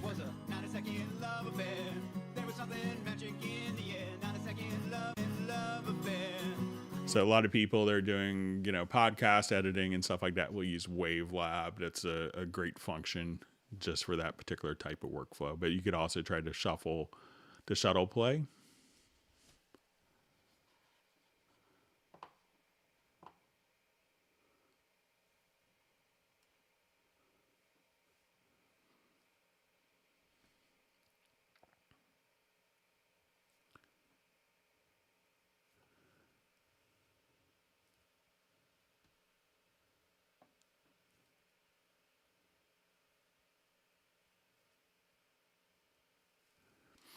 All right, so we see from JVI Greg, I know we've had special discounts in the last year and in the past. I unfortunately missed the Iconica Full. Really hope we get a second chance. So I think there might be chances coming up to jump on that soon. So just kind of keep your eyes out, maybe a month-ish or so. Keep your eyes out because there's always new promotions every month that are coming out.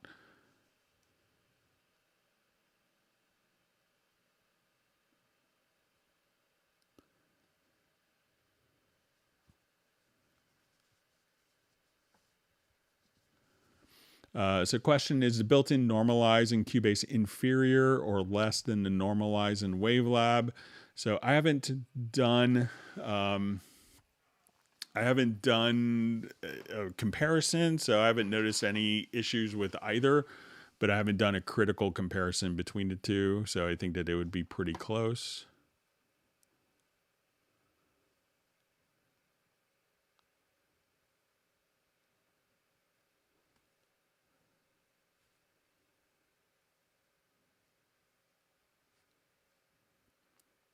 All right, just reading through comments.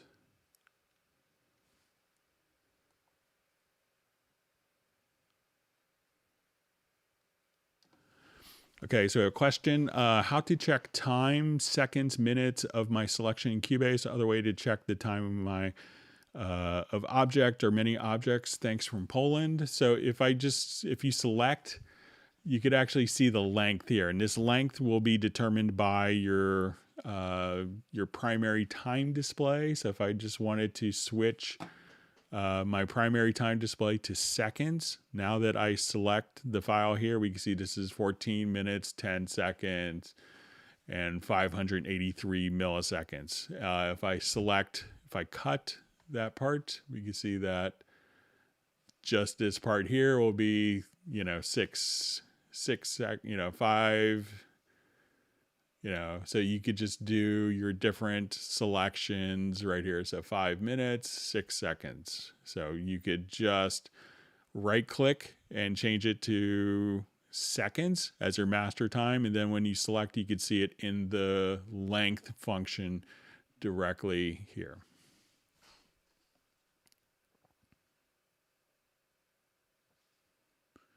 Okay, I know we had some questions that were mailed in. Let's get to some of those.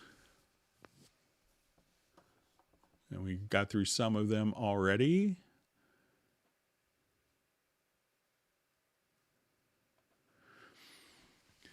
All right, we have a question, Greg. What is the best way to use... Let me just blow this up so I can read it a little easier. What is the best way to use to connect an eKit Alesis Strike Pro Special Edition to Cubase 11, AI for now, Windows 10? Should I go through my interface, Tascam, or directly to the computer via USB? So far, I've gotten it work by using a MIDI cable to the interface, but I'm struggling consistently to get sound and MIDI info into a track. I see that Cubase is getting MIDI signals from my interface, but I need to know what steps it is to take to get Groove Agent or Superior Drummer to respond to my input. Not even sure whether to use an instrument track or a MIDI track. Sometimes it works after fiddling with settings, and sometimes it doesn't. I guess it's a mapping issue, but lost when it comes to that. Okay, so when we right-click, we can go to we'll add an instrument track. It's probably the best way to go. Let's select Groove Agent. And now that I have a Groove Agent kit here, I'm going to just load up a preset. So I could right click, and I'll just say, okay, let's load up this preset. I can see that we'll have our drum sounds, and we could trigger the pads, and we can see that what MIDI note that this will respond to. So this is going to be C1, E1, D sharp 2,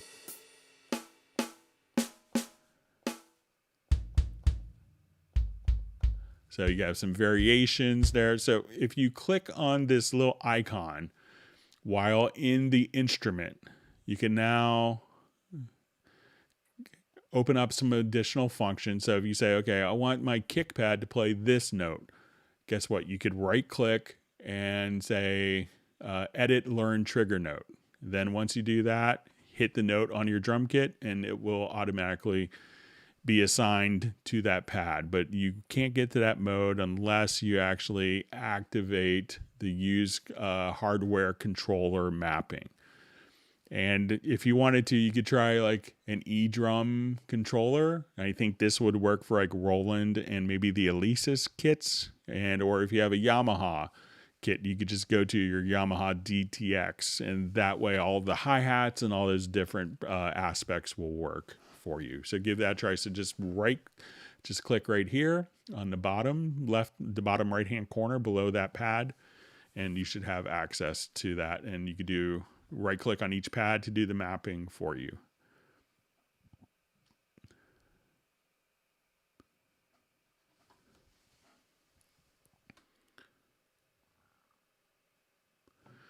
Okay, so it was a question from Johnny Diaz. Can I use the length on a project in beats or minutes before I start recording? Or can I set the length of a project? So you could do this in the project setup. So you could get it from the project menu to project setup, or hit Shift S. And then you could just simply see your project duration. And then you could just set the length. That would be the length for your project right there. So once again, go to your project menu to project setup, and you should be all set.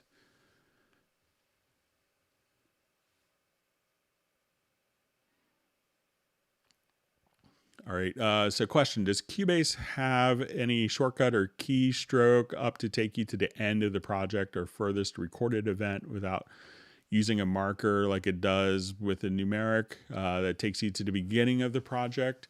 So one of the things that you could do, if we have, let's say I have my project set here, I could hit 1, that will take me to the beginning. 2 on a numeric keypad will take me to to the right locator. So if you have that set, you could go directly to there. And then I think there's a play to right locator function. Let's see if we can find it.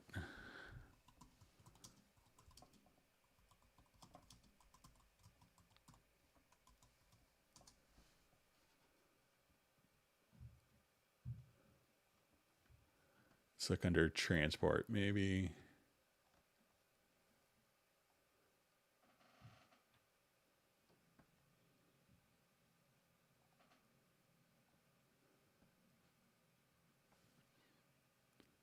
And you could just say, play until next marker if you wanted to. Or another one that's really good is just play selection range. So if you have the range tool selected here, you just hit, I think it's option space. You had the double point scenario. And then when it gets to the end, let's say I just want to take just a little part here, I could just hit Technical failure. Option We'll do a CV spacebar. joint in the drive chain. and it will just play that particular selection. The team are like, we're going to fix it. We went back to the garage, fixed it. We're now. And that's another great shortcut to know. So that's just Alt or Option plus the space bar.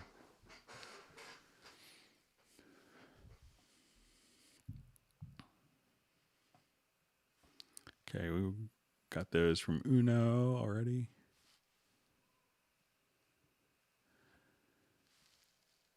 Okay, so we had a question last week, and this may have been kind of a mistranslation where someone had asked for a whiskey effect, and I think what they intended to write was a whisper effect. So let's go ahead and take a quick, like adding a whisper effect, and they were kind enough to send kind of a video tutorial, and I think what the video tutorial was actually doing was just adding kind of a high frequency distortion. So let's see if we could mimic that. And I may use something maybe kind of like the Quadrifuzz to do this. So I will come over here. So the distortion, you have Quadrifuzz, which is a multi-band distortion. And this is just a really, stellar plugin. So I'm going to just solo, one particular band. And so say if I wanted to.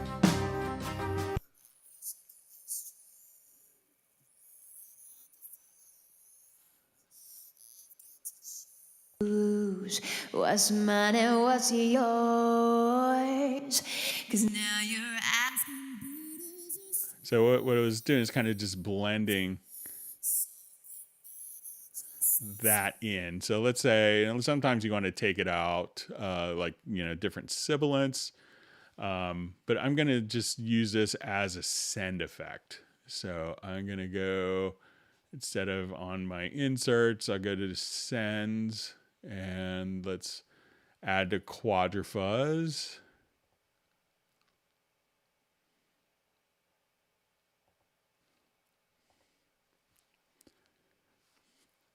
And I'm going to just kind of bypass the bottom 3 bands. So as I... Wrong. What is to it away to start a fight?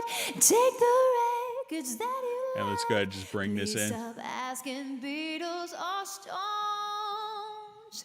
Just leave it alone. Oh, that was okay. Guess all along I was so naive. Now you're packing boxes, ready to leave. Our musical history So laid out on the floor. I've got to choose what's mine and what's yours. 'Cause now you're asking Beatles or songs. So say if I just take this off.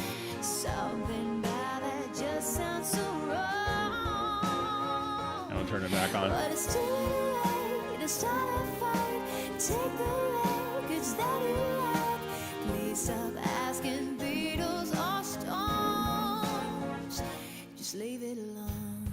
So that could kind of get you kind of a whisper effect. It's often used, and it's often just a high frequency distortion. So let me know if that works, and sorry for that it got translated to whiskey distortion. So on the last live stream. So I was never heard of the whiskey effect on vocals before.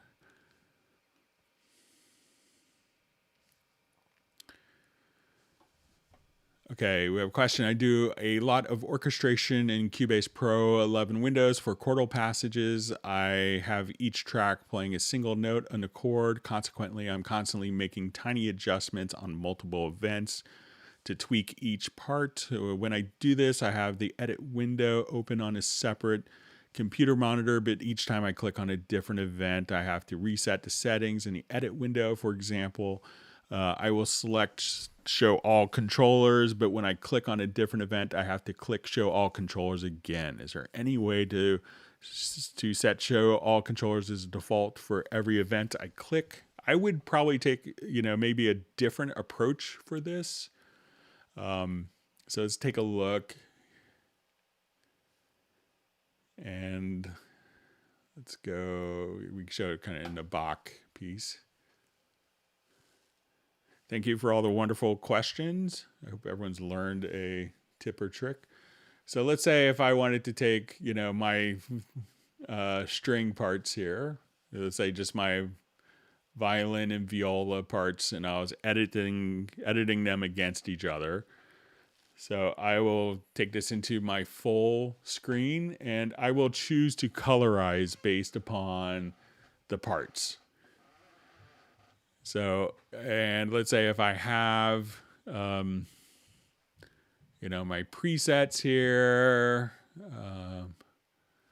Okay, so I have modulation, expression, velocity. So let's say I'm playing along here.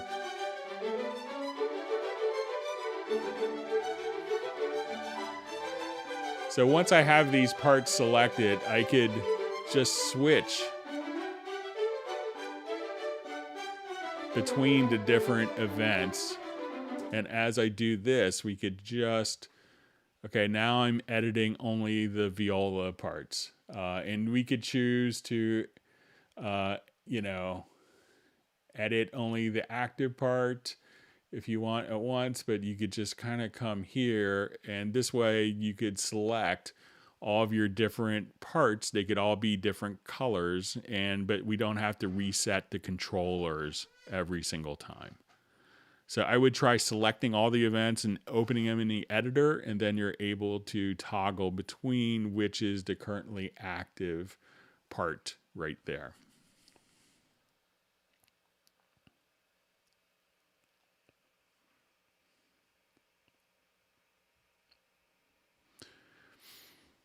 Okay, so we have Martin from Hamburg had asked, sometimes I need my laptop for mobile recording. What is the easiest way to keep the Cubase settings on my laptop up to date with my ever-evolving list of key commands, changes of preference settings, and templates on my studio PC? The one thing I don't need are the settings of my audio interface, as I use a different one for mobile recording. So again, what I would do is just periodically, maybe when you've done some tweaks and made some changes to the keyboard shortcuts, is, always think of just, doing the, go to your edit menu and go to your profile manager and be able to export your profile manager. And you could save this directly to like a Google Drive, a Dropbox, some, cloud service, and be able to just, go to your other computer. It's like, oh, I forgot that. Let me just export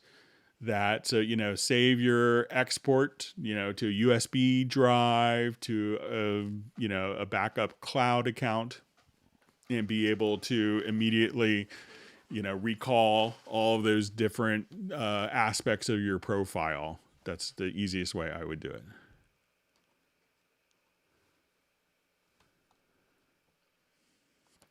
All right, and we had a question from Taylor. We talked about last time about the arranger track to the score. So I didn't find a really good solution, but what the arranger mode will allow us to do that I was looking at last time, and I'll do some more research on this because I seem to remember differently, but I may have to go watch an old live stream I did where I covered this question maybe a number of years ago.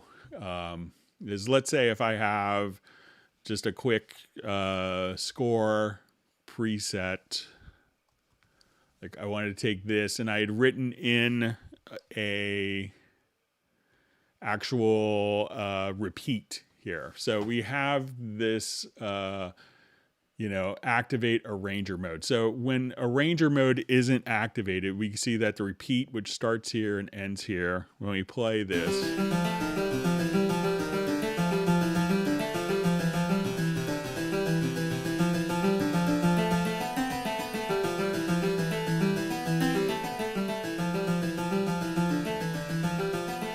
that it basically just played right through the repeat. But now that the arranger mode is active, I could just come here and now the repeats will play back.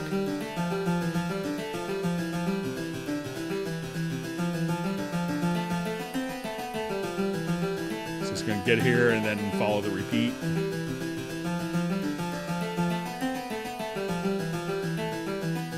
And now it'll continue to play on. So I will still see if I can get it tied in directly with the arranger track. But I'll keep playing with that. All right, let's go back to our live questions. So thanks for all the wonderful questions. I hope everyone's learned a trick or tip today.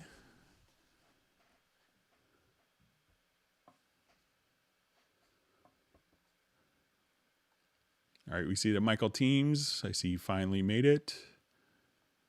Okay. Welcome to the live stream, Michael. Great to have you.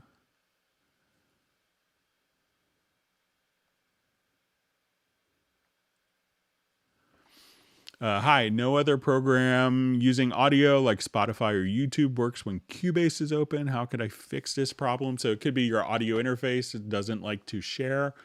So you could try going to your studio menu to studio setup, go to your audio system and click on release driver when application is in background. And that should allow the web browser to play the program. When you go back to Cubase, have Cubase play. And you may have to set that setting depending on the audio interface itself. You may have to do it within the Windows control panel settings. So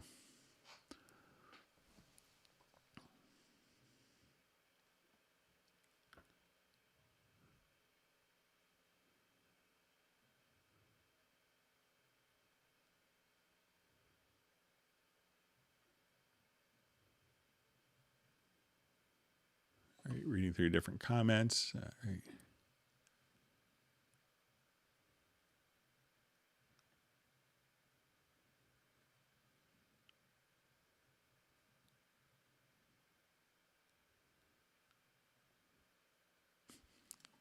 See, Gareth is definitely saying it. No, it's definitely the whiskey effect. All right.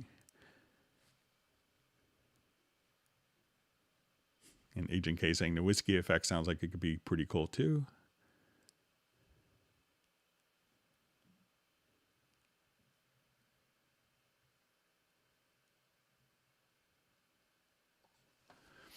Okay, so we have a question from Mark. I'm a bit confused by the spectral layers version included in Cubase 11. How can I use it in practice for tracking or mixing? So think of it more as like a repair tool. So, it's often you wouldn't use it for mixing. You wouldn't necessarily, use it for, a lot of different things, but like when you have a problem, that's when that can make a big difference. So let's say if I'm here in this project, and I'll just show you some of the stuff that you could do. So we could obviously, like, if you have a song, you wanted to take the vocal out and change it. But let's say if you have, like someone hit the mic stand, this, typical stuff that, you might have someone, this perfect vocal take, and this will actually probably just be me talking. So let me just check why we're not hearing this. Let me just.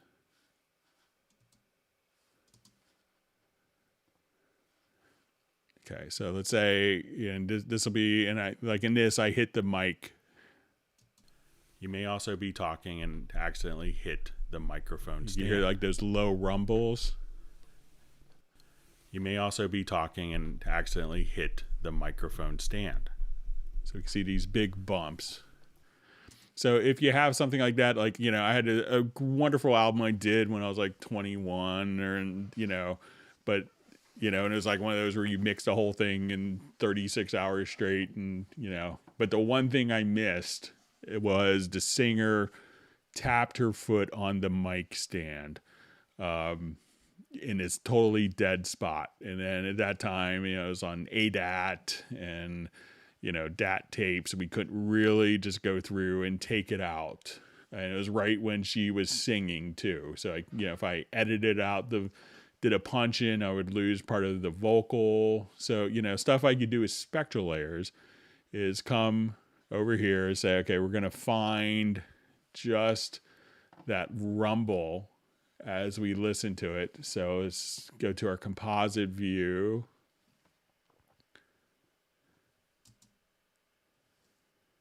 And what you're able to do is to just select those particular frequencies and just say, okay, right here, I just wanted to take out, particular frequencies.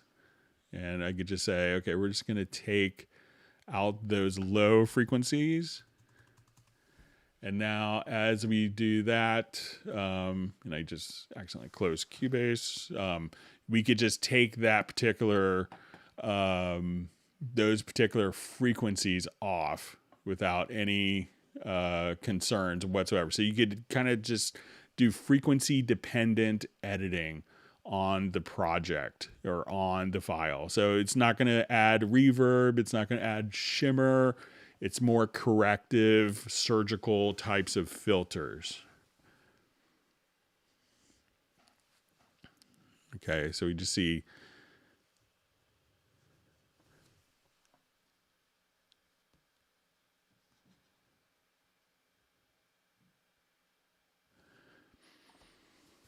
okay, so I just see when exiting the tempo definition, Cubase crashes. Why is this happening? So I had it happen on me with Cubase 10.5 after doing a tempo detection on Mac.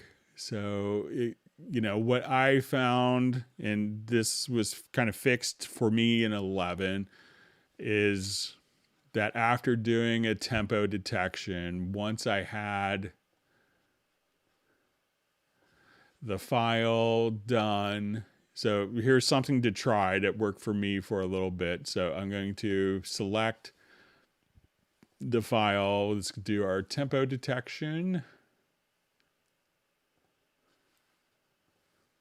So you could try this. Is maybe, once this is set, close this before moving, before moving out of it. So try closing the tempo detection window. And I had that just for one version in Cubase where it was problematic for me, but that's something you could try. We see that Gareth needs to use Quadrafuzz more. So yeah, it's a wonderful plugin.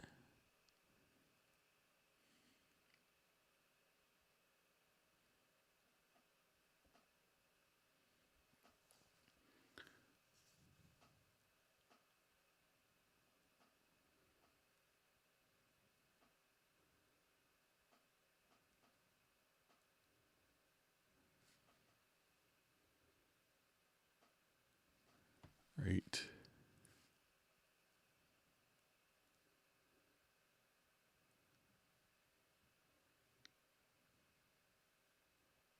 All right, so it looks like Michael Teams has a torn tendon on a radius, but fixable. So that's good. So sorry you got injured.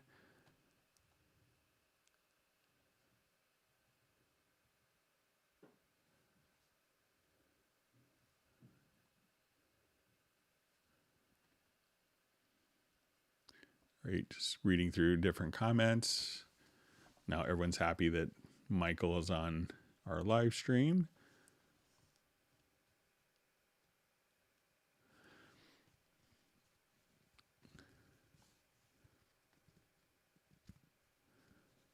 So I see question. So the profile saving does not include hardware setup. So it can include like your presets and connections that you've done, but you don't have to have those loaded.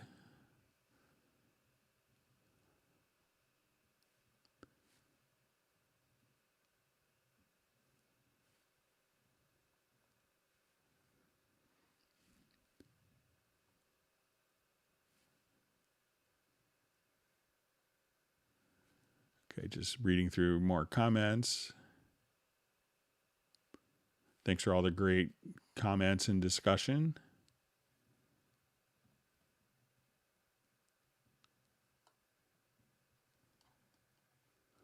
All right, so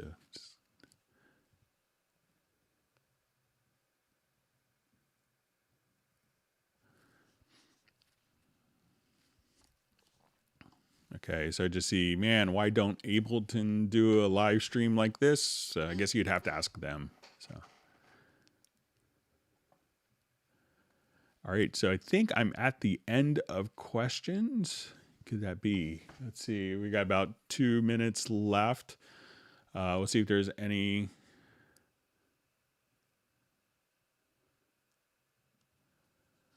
Okay, so maybe next time we could do a little bit on Mod Machine effects. So if someone's wanting to see that, so we could do that maybe for the next live stream. We'll see if there's any more questions that just kind of that come in. So we see Gareth saying, "Sorry, Greg, we're nattering away over here like we're over the garden fence." So that's fine. I love that everyone is become friends with different parts of the world from the live streams that we do.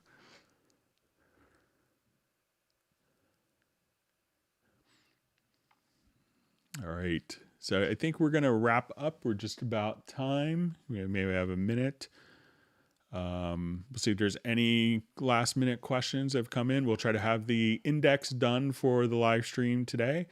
We hope that everyone is, I see that I get a gold trophy from Agent K. Thank you. That's very kind. But we hope that everyone is able to stay safe and healthy. I was able to get my vaccine shot yesterday, so it's a big relief. So feeling good about that and didn't have any side effects. So I hope that everyone's able to stay safe and healthy, and we'll see everyone on Friday at 1 p.m. U.S. Eastern. Thank you so much, and we'll see everyone Friday. Take care.